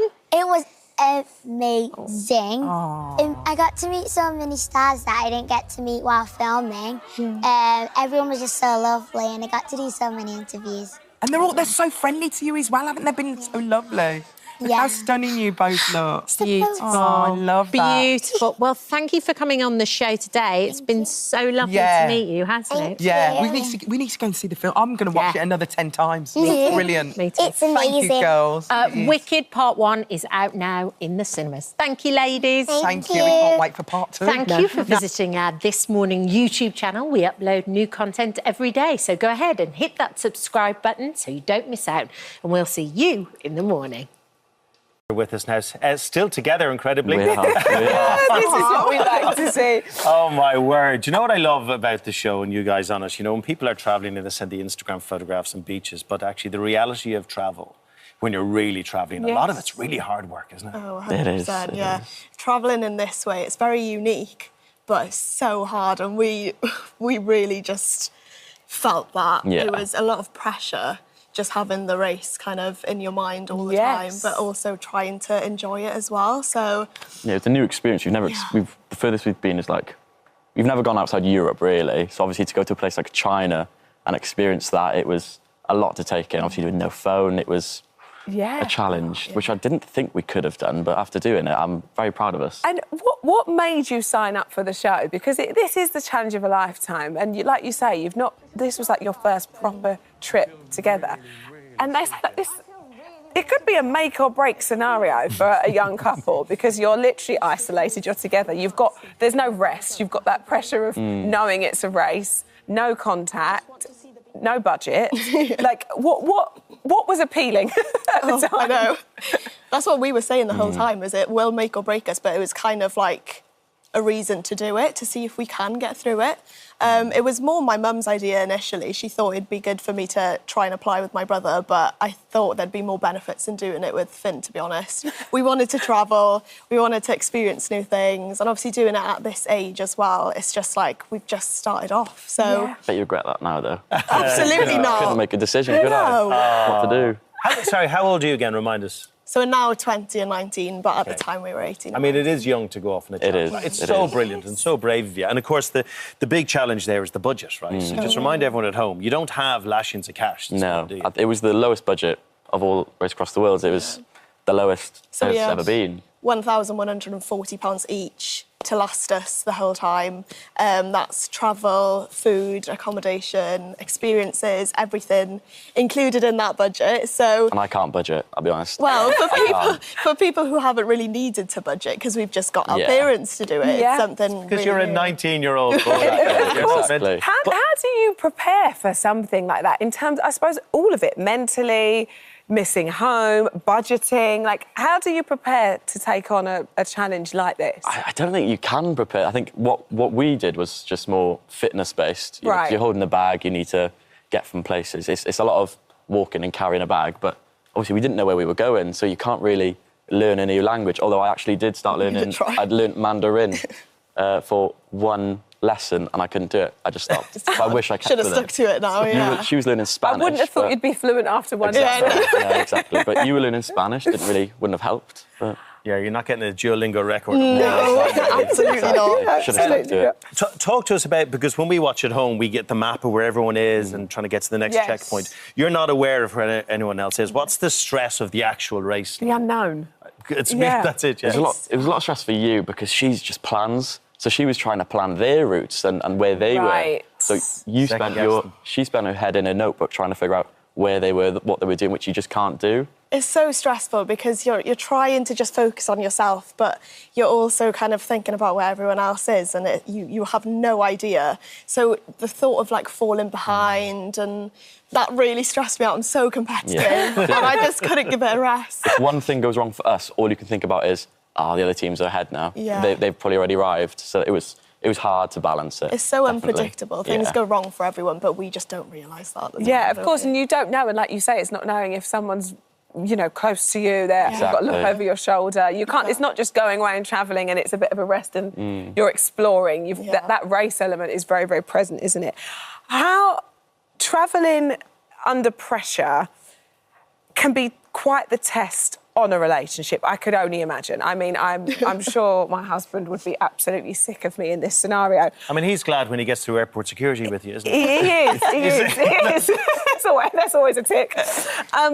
Do you think it's made you stronger? Because it is a real challenge. Of course, the challenge itself, but you guys completing that and you're here, you're together, you're on the sofa. Yeah, we have definitely come back stronger. I think it's the bond, ultimately. Like, we've done that whole thing together now, and it's just coming back and realising what we have actually accomplished and what we have achieved. Not a lot of people can say, oh, we've done that, and facing these challenges, there's a whole load of things that go into it, and we've come back together. You don't really realise, like, what you've done until you've done it. Exactly, yeah, of because course. Obviously starting on the Great Wall of China is unbelievable, but with the heat in the moment and all the racing, you only kind of realise, like, wow, we've actually just done that when we finished. Yeah. So looking back, it is unbelievable. I suppose it's hard to be present when you're racing. Exactly, So much of travel is like that, actually. Yeah, exactly. Years later, you look back and the memories of it, and it really kind of kicks in. Yeah.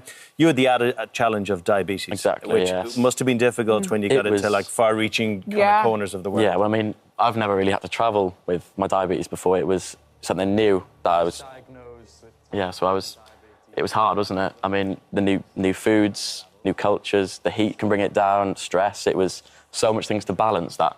Language barriers on the labels. Exactly, no one else had to do. And obviously, buying sugar then was with our budget. We didn't get any extra things. So it was new, but... How are chicken claws for diabetes? Completely fine, actually. No sugar, no carbs. Didn't need insulin for that. Noted. Yeah, but I wouldn't have them again. All right for diabetes, not all right for the taste bud. And have you got the travelling bug now? Is this the end, or is this something that's really fueled you? Far from the end, I think. As soon as we came back, we went straight to Australia. Yeah. There we Thankfully, no budget. Otherwise, 3 days in, we wouldn't have blasted. We wouldn't have blasted, no. Well, we can't wait to see what's next for you. Really, really Good on you. exciting. It's lovely meeting. It? South America. Yeah, that's what I want to go back to Nepal. Oh, No, seriously. there you go. Oh, wouldn't you love to be that age with all that travel ahead of you? Absolutely not. Wonderful. Enjoy it all. Do it all. Do Lovely it all. talking to you. Oh, lovely. Race Across the World continues tonight at 9 p.m. on BBC One. Thank you so much for visiting our This Morning YouTube channel. We upload new content every single day, so go ahead and hit that subscribe button, and we'll see you in the morning.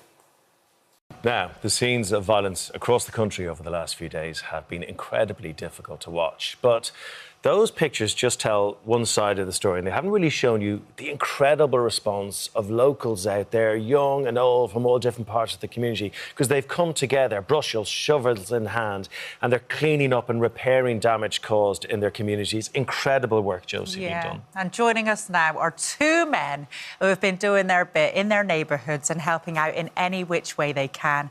They are Adam Dugan, and Southport resident, and Mike Ainscough. Good morning to you both. Morning. we've had some horrific scenes over the last couple of weeks, horrific. But what I think we're good at in this country is we pull together in times of tragedy, and it's because of people like you two. So I'm going to start with you first, Adam. Now, Adam, can you explain to me some of the scenes that you were seeing in your local community and why you had to get involved? It was just horrible to see. These people don't deserve this. Everyone should feel safe in their own home. And we were driving through the area to get to the job we had booked in on Monday and just seeing the devastation and just had to help. Adam, describe the community to us. Describe the people. There's a lot of lovely people in Middlesbrough. Not everyone is what you see on these videos on social media. And people in Middlesbrough do anything for you. Oh, and you're a joiner, aren't you, Adam? So you were driving past these horrific scenes and realising that they did need a little bit of help. Because people have been through so much, were they a little bit hesitant to take your help at first? They were, yeah. There was a few people that didn't want to answer the door to us. There was a few people that also didn't want the help while we were here. But when we got started, and they've seen that we were here to help and we weren't charging, there was more and more people coming. Adam, we're looking at the street you're on now, and it's a gorgeous, typical terrace street, lovely old houses, and it looks all peaceful now, but the boards, and there are lots of them. So talk us what you had to do there, what you found there, and what state the residents were in when this was happening to their homes. Oh, the residents were quite upset by it all. There was one particular family that was celebrating a birthday party the day before, on the day of the riots, and someone threw a brick through the window while the child was celebrating a birthday. They were terrified. My word. So you saw all this happening, you said, I'm going to do something about it, and very practical measures. You and some helpers boarded up all the windows for them. How many did you have to do? Me and Dan did about 12 in total, about 20 windows it ended up being. But there wasn't just us here. There was multiple tradesmen. There was different companies. It was a good turnout, to be honest. So you've seen lots of people in your community get together and, help board windows, help your community there, help people. I know it's such tragedy what everybody's been through, but has it installed something in yourself, Adam? Yeah, the amount of people that turned out to the cenotaph just off their own back to help clean up, it did restore your faith in humanity, but there is a lot of nice people here. Good man, Adam. You're a fine example of what this country's really about. Yeah. Everyone needs to watch it and take on board and keep leading the charge. Fantastic. Thank you so much. Take care. When something horrific happens, people need a place to go to mourn, to grieve, to pay their respects. And that place has been an area in Southport after the awful death of these gorgeous young children. But it's looking so peaceful and respectful, and mainly down to one man and a lot of helpers. Mike Ainscoff's down in Southport at the moment. And Mike, thank you for joining us this morning. You've been tending to all the flowers there and the messages and the little teddy bears that have been left. So first of all, on behalf of everyone right across the world, thank you. Amazing work. Well, thank you. Describe what it's been like there over the past couple of weeks, if you don't mind. The word would probably be besieged by the number of people surrounding the outside of the house to look at all the flowers which people have very kindly donated.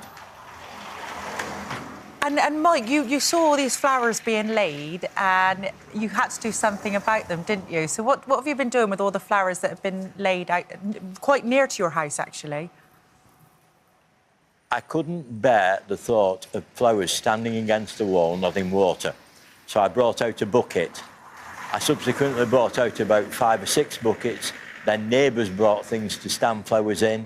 Then somebody put out a request and we were inundated with buckets from all over the major supermarkets, people buying buckets, children turning up with buckets, a whole range of different colours, shapes and sizes. It's been fantastic that they did. And it looks... And then all the cuddly toys as well. It looks absolutely beautiful. beautiful. Well done, you. And Mike, the cuddly toys you mentioned there, you've made sure they're well protected as well, because obviously there's awful loss of young people's life here, so they're very, very significant as symbols of that. You've been taking care of them as well with your helpers. Every night you're giving them a nice, dry, warm, safe place to be, those cuddly toys. Talk to us about that. Yes. Yes, every night all the cuddly toys live in the dining room. They came out this morning and it started to rain, so we started to get them in, and one person who's helped before came in to help, and a man just walking past offered his help, and we got them all in successfully. So they're all safe and dry in the dining room again. Oh, Mike. Good on you. You know, you are a keen volunteer, aren't you, Mike? Communities would be so lost without people like you. And have other members of your community surprised you, Mike, of how they've all come together at a time like this?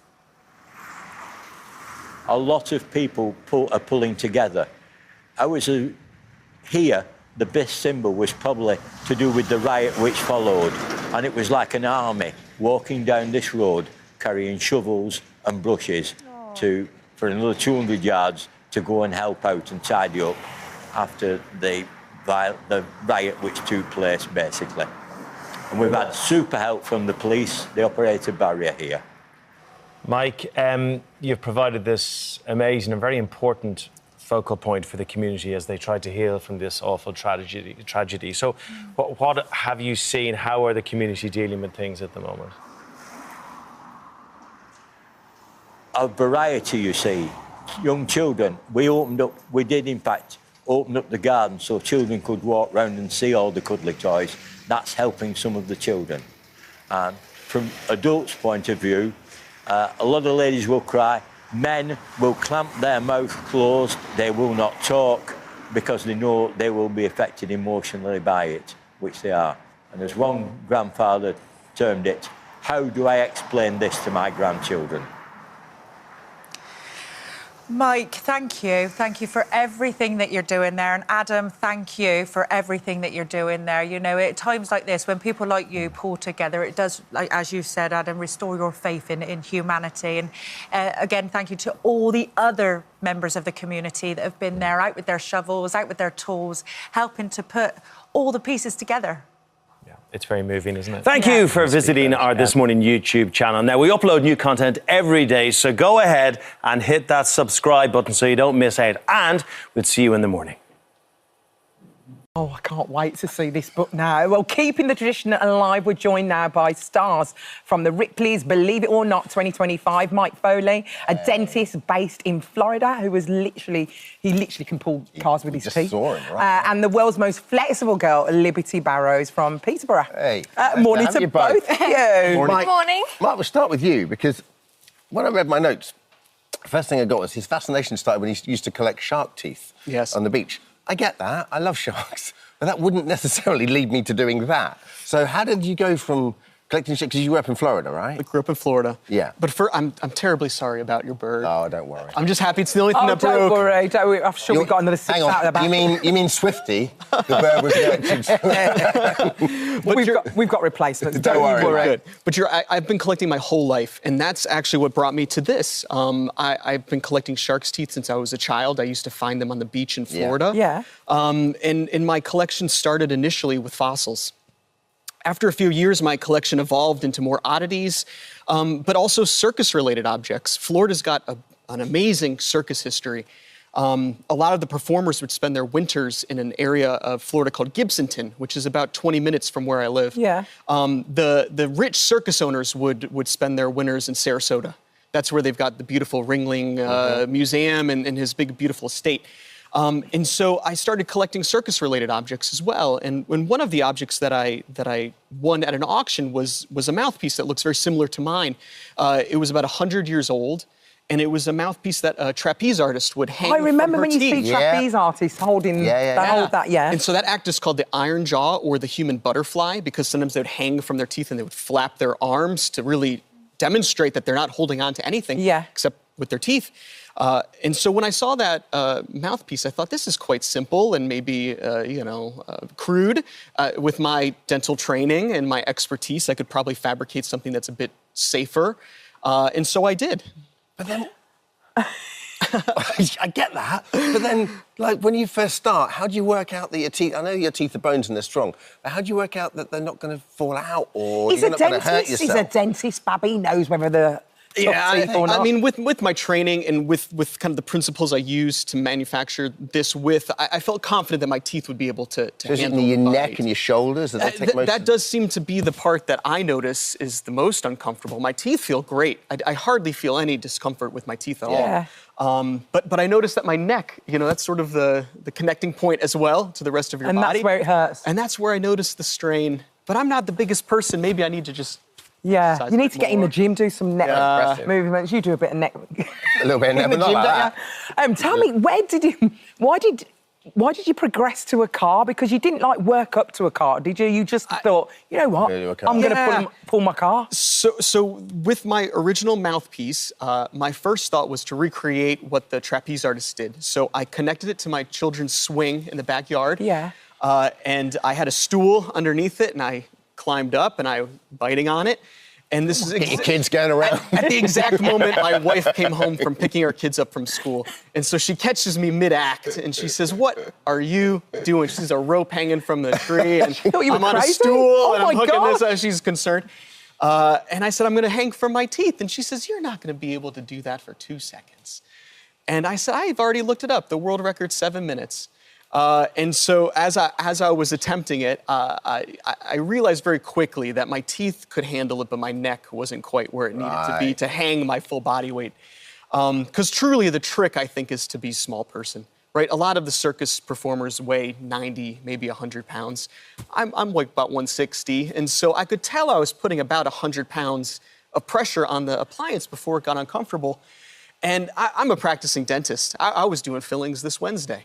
And so I didn't want to give myself a disability claim. And so I thought, that's too dangerous. And so I thought, well, I'm putting 100 pounds of pressure on. I can do something. I think it's absolutely incredible. And that's in the natural Liberty, we have to move on to you. Where did you discover you had this incredible talent?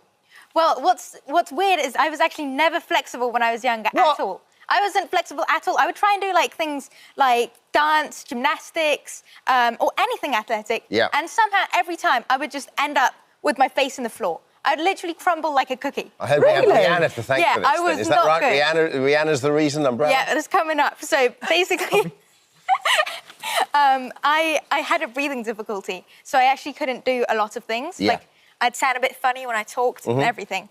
And it was only when I was 10 years old, I was watching a Rihanna music video, and I copied a dance move she did in it, and I bent my body backwards. And after that, my breathing difficulty went away. And so I continued practicing because that's what got me healthy. So I was like, why not continue practicing? And then when I was 12, I added in animation dance movements so that I would be flexible all throughout my body. And that's how I started. So can you show us some of your go-to moves? Okay, I'll show you some of my favourite moves. Yeah. I love this. So this one is actually known... Face the audience, the audience. Yeah, let them see. This one I have the world record for, and it's known as the world's most flexible back bend movement. And since I got the record, some people have been calling it the Liberty Lowdown. So this is kind of a fun Liberty one. Lowdown. Go on, Liberty. Here we go. Let's see. Go on, Liberty. Oh my gosh, Liberty. And Liberty, are you in any pain whatsoever doing this? No, but I will say, I've been on a lot of plane journeys recently, and I'm a bit stiff today, and I got this mic, so I'm trying to do the best I can. Do you have to Liberty, do you have to warm up in the morning? Like when you wake up, do you have to stretch and stuff? Yeah, I do a little bit of warm-up through yoga and dancing. Yeah. Every morning. It's absolutely unbelievable. And where have you performed this, then? I've performed all over the world. Like, I was just... it's really, really crazy. I was just in Asia, touring Asia, doing performances. Then I was just in America, Los Angeles, then New York, and now I'm back here, and I'm really tired. Well, whale of a time, yeah. But it's been awesome. Well, listen, congratulations, guys. I mean, the fact you're both in the book. In Ripley's Believe It or Not, which is the Spark Your Curiosity. That's the annual, which is out now. I mean, you know, when you are doing something more unusual with your body, this is kind of, that's the Bible, really, isn't it? Oh, really? Yes. Oh, there you are. Look at you.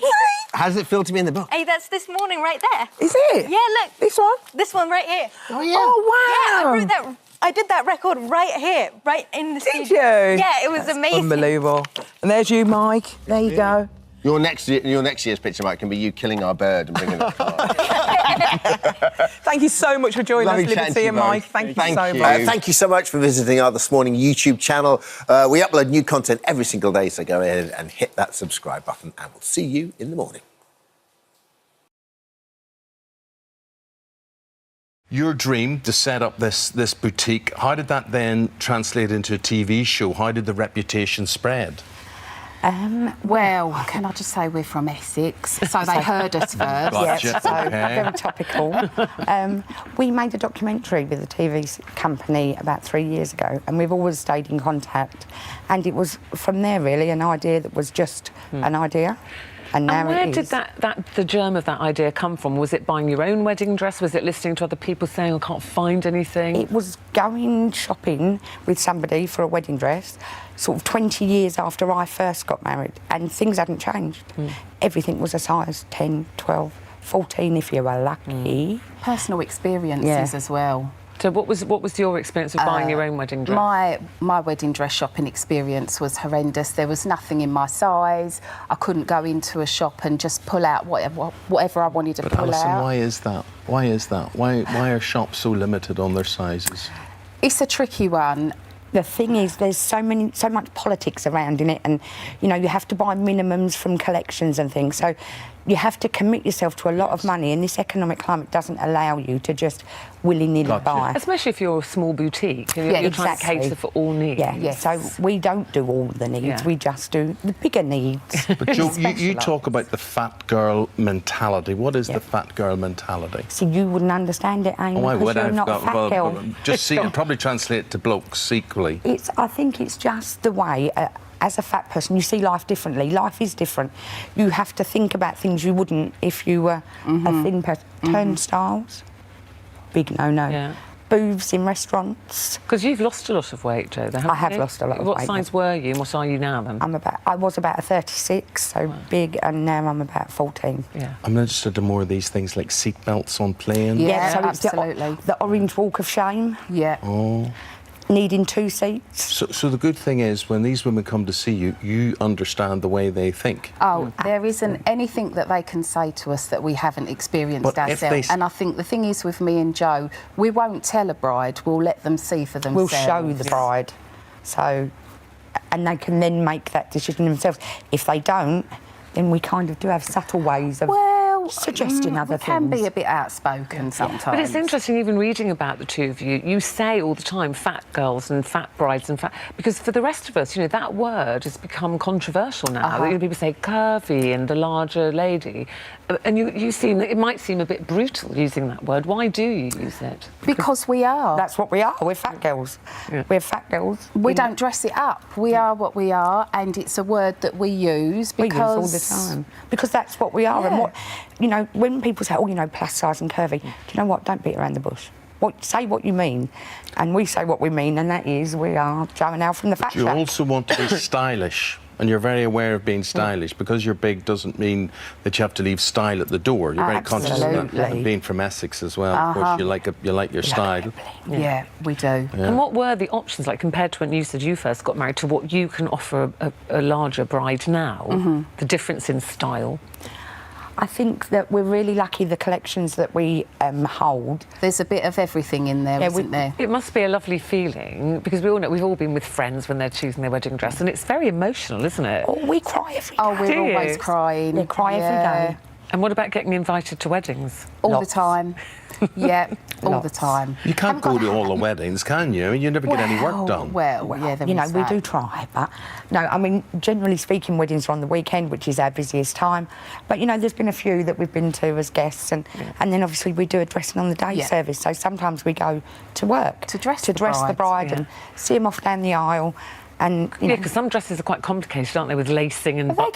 They can be a bit technical, but, you know, corset queen that I am, don't worry about that, I've got it in hand. You said, Alison, that your own experience was really not a nice one. Did that affect your whole day, and the whole kind of memory of your wedding day was a bit tainted by that? That's you. It has, Ruth, and do you know what, 12 years down the line, it's still affected me, which is why I think both me and Joe are very passionate about what we do, because I don't want any bride to ever experience what I went through. Would you not do it again?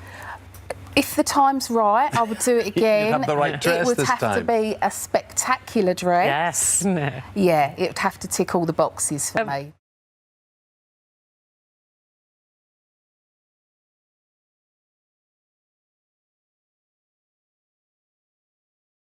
Now, last night, Prince Harry joined a very special group of people for a glitzy award ceremony. The Well Child Awards recognise the bravery of children across the UK living with a serious illness or disability. And this year, This Morning, had a very own award, and picking a winner has been a real family affair. Hi guys, I'm here for a very important task because I'm here to choose the recipient of the This Morning Special Recognition Award for the Well Child Awards. I mean, no pressure there. It's a really special award. It's the first time we've done it and we're really excited about it. What's really difficult is the fact that we're going to have to choose one person to win this award, and I don't know where to start. Alison and the team had such a tough decision to make, but they needed to reach a verdict. They are all showing incredible amount of resilience despite what they're going through on a daily basis. Can we not give 4 awards?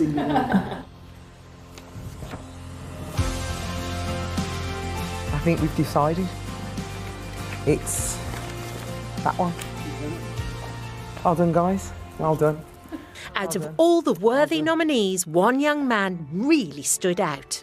11-year-old Lewis is funny, brave, and the life and soul of every party. Lewis was born with Apert syndrome, which means he must regularly attend hospital and recently had to have a frame fitted to his skull. He has been part of multiple charity events and raised over £65,000 for Alderhay Children's Charity. Everyone at This Morning felt that this incredible can-do attitude, as well as his kind and caring nature, deserved to be recognised. So we sent Sean to his primary school in Halifax for a little surprise.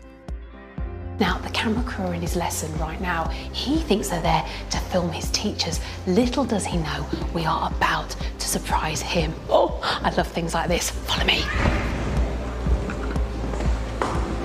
Hello. Sorry to interrupt. I'm looking for a Lewis Connor. Is there a Lewis here? Are you Lewis? Would you mind coming up here and joining me up here? Get everyone, give him a round of applause. Woo! Have you got any idea why we could be filming today? No. So Mum and Dad are here as well for a very special reason, okay? You have been awarded the ITV This Morning Special Recognition Well Child Award, everybody. Woo! Oh! So next week, you're going to come with your mum and dad and you're going to go down to London. Prince Harry is going to be there as well. Have a cuddle. Yeah. Well done, Lewis. I'm really excited to meet Prince Harry and be having a award ceremony.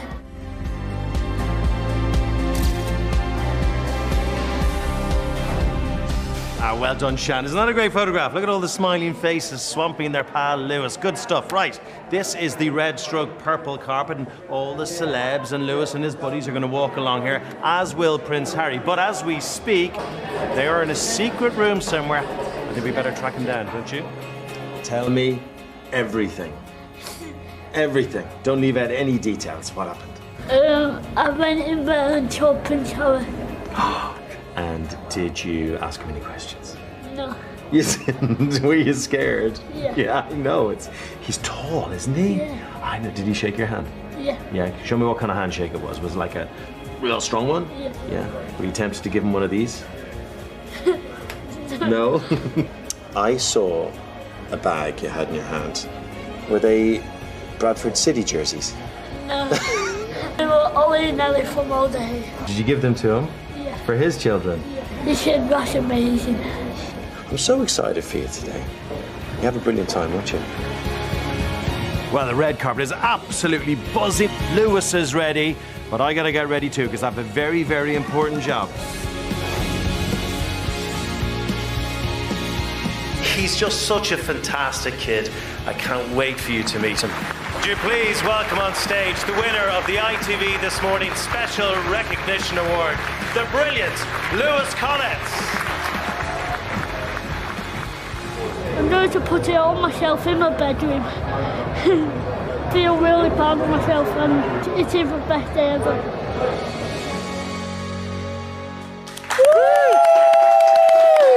Wow!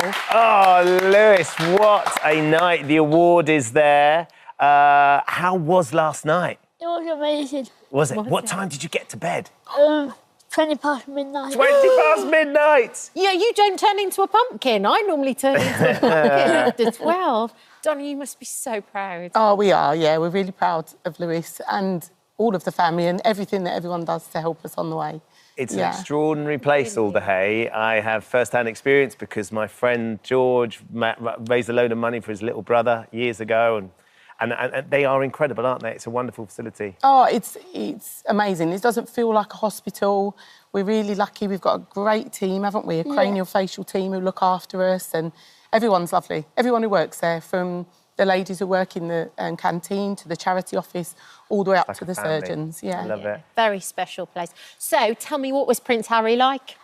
Was he a nice chap? Yeah, he was a nice chap. Was he? And did you show him? Because I know you've met the Queen before, haven't you? Yeah. His grandma. So did you show him pictures of his grandma too? Did you? What did he make of those pictures? Because they're quite fun pictures, aren't they? Yeah. Yeah. Tell us about when Lewis met his grandma, Donna. So we got selected to hand the flowers to the Queen when the Alderhay New Hospital opened.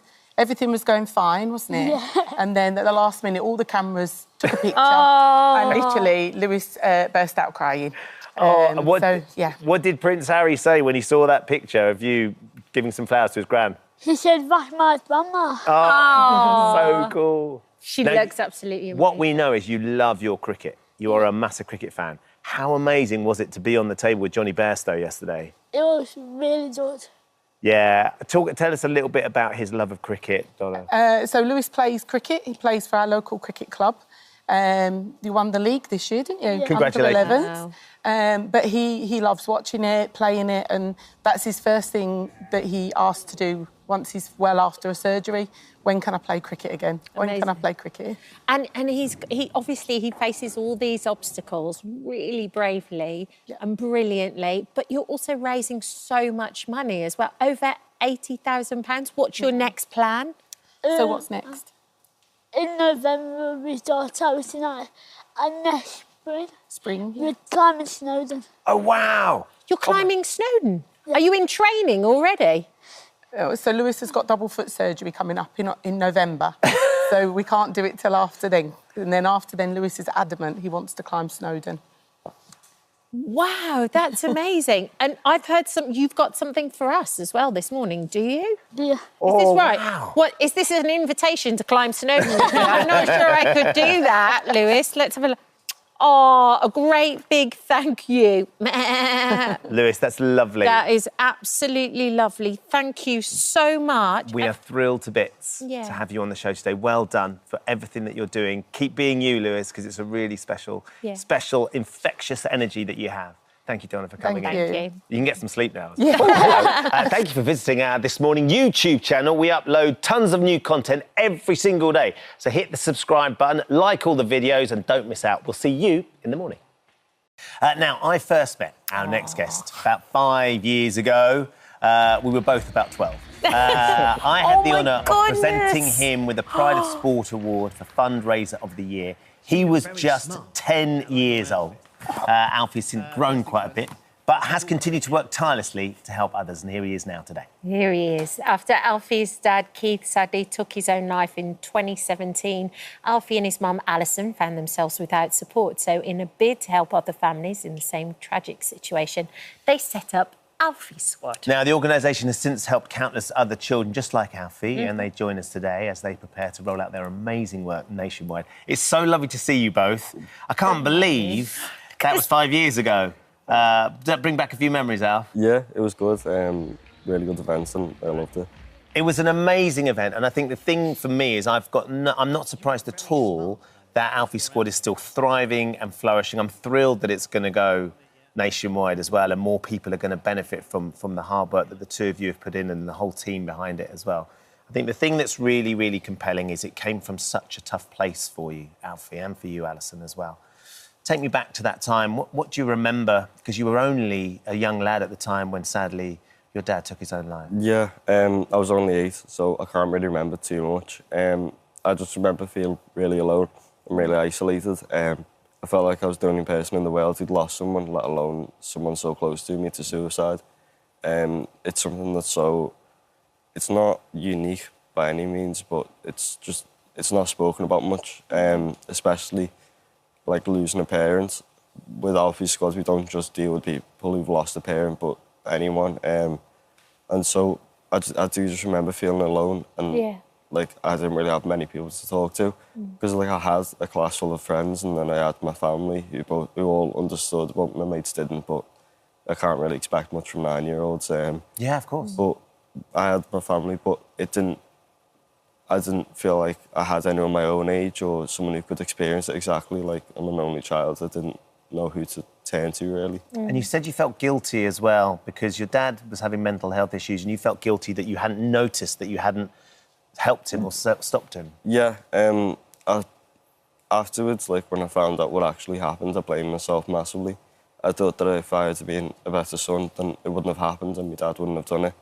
Obviously, I know now that that's not the case, but I was only 8. I didn't really know any better, didn't understand how mental health issues and that worked. Yeah. I just thought that if I was being better and if I would have spoke to him more, or if I would have made more of an effort, then maybe he would still be here. And Alison, the situation must have been obviously so heartbreaking for you because you're dealing with your own loss, and at the same time, it's knowing what to do with your little boy too. Yeah, well, that was the main problem, that is that I didn't know what to do. Yeah. I didn't know anyone who'd gone through the same situation as us, and I was really mindful of the fact that I didn't want Alfie to grow up struggling with his mental health because we couldn't give him answers. It was just very isolating. We lost friends who didn't really want their children to be associated with Alfie because of I presume, the stigma of what had actually happened. So it was really, really worrying. Well, it's also that situation as well where you don't want to make the situation any worse either. You want to get it right and you want to handle it in the right way so that, you know, you can minimise the heartbreak for him too. So what did you do? One of the first things I decided is that Alfie had to talk as much as possible. I didn't want him bottling anything up. Really? And that actually resulted in, for the first 2 years, well, at least a year and a half, Alfie would come into my room every night and we'd talk for up to an hour every night so we could let everything out before he went to sleep. And, you know, a lot of it was questions that I couldn't answer, but I decided to tell him if I couldn't answer it and I would try and find it out. I just wanted Alfie's questions to be answered. But a lot of it, as Alfie said, was down to his isolation, but also that he was blaming himself. That, you know, if he wasn't a better child, then his dad wouldn't have decided to leave him. And that was the biggest problem we had for a good while. Big hurdle to overcome for you to understand that actually was no responsibility of yours. So where did the essence of Alfie's squad come from then, Alfie? So it was around... I lost my dad in the May of 2017, and then in the November, I think it was, we were just out, we went to the shops and we met a homeless man and his dog, and we spoke to him for like a good half an hour or something, just talking about everything. And then after that, I realised that I wanted to help other people because I knew that I was going through such a tough time, but then there's other people who are also going through stuff. And so after seeing that, I wanted to like work something out to try and help others. Initially, it was going to be a Help the Homeless campaign, but eventually we decided to go for something more familiar to us. And Alfie Squad's the only group of its kind, so it's sort of natural. It's what I wanted when I was 8. I wanted people to talk to, and now we've got it. So tell me about Alfie Squad. Describe it to me and all the different elements of it. So when visitors come to the group for the first time, they expect something that's like somber and people aren't talking much, and it's quite like sad, but it's the complete opposite. Everyone's running, like as soon as you walk in, you've got little 8-year-olds running around everywhere. Lunatics. Basically laughing their heads off. Good. It's really nice. It's like a youth club. We've got, how many? There's 26 in the first group now. So he's got 25 new brothers and sisters. Wow. So that group is actually full. We started with 7, didn't we? Yeah. And the first week they were all really quiet, they wouldn't talk to each other. And now it's like we're full at capacity and it's like a massive family. And you do all different activities, pizza, movies, Quizzes. all different things. Quizzes. Yeah, we do all different things. So we've done Katumba, which is Brazilian drumming. We've done like a magic workshop. We had a magician come in, do the circus workshop. We do quizzes every now and then, which I always win. Do stuff like a pizza night at the end of each block. Because we work in 8-week blocks. It tends to be 4 external people come in. Yeah. Then with 1 trip and then 3 others inside the session. But everyone's at the point now where we don't need activities and everyone just talks. And I love that. That the energy in the room, the connection has helped so many. Alison, you've been in the Northwest up till now, but you're about to go nationwide, which is extraordinary. Yes. Well, we've got 2 groups now in Merseyside that are about, one's, as I said, as a capacity. The second one we started 4 weeks ago and that's filling up. But we've decided until we can get to every region in the country, which is what we want to do, we are starting a national online group. So we've worked out that everything within Alfie Squad we can transfer online because we get so many emails from people saying, can you open in our part of the country? Sure. And Alfie's really aware that there's children that really need help because there really is nothing in the whole of the UK to support children. So we're doing Alfie Squad online starting on the 21st of May. Wow, amazing. How exciting. And if people are interested, Alfie, and they want to reach out, they want to get involved potentially with the Alfie Squad online or the groups that you've got in Merseyside, what can they do? Where can they go? So you can go to our website, which is alfiesquad.org. Mm-hmm. Yeah. Little sideways look at the check with the boss. I'm not too well trained. And then we've also got social media. We're on Instagram and Twitter, Alfie Squad. Twitter's mainly just me mum ranting about everything, though. So. There's a lot to rant about. Not as much now, actually. Best to stick with Instagram. So we're active on both. And then, like I said, you can send a referral form through the website. And we've got all information about our fundraisers and everything there. Well, look, it's such a thrill to see you again. It's a pleasure to meet you. What a brilliant young man. You must be so proud of him, Alison. Yeah, he's what brilliant young man. From where he started, it's gone massive. Just goes to show what can happen with the support and the group and Alfie Squad doing the business. Thank you for coming in. It's lovely to see you both again. Thank Oh, you. hello. Thank you for visiting our This Morning YouTube channel. We upload tons of new content every single day. So hit the subscribe button, like all the videos, and don't miss out. We'll see you in the morning.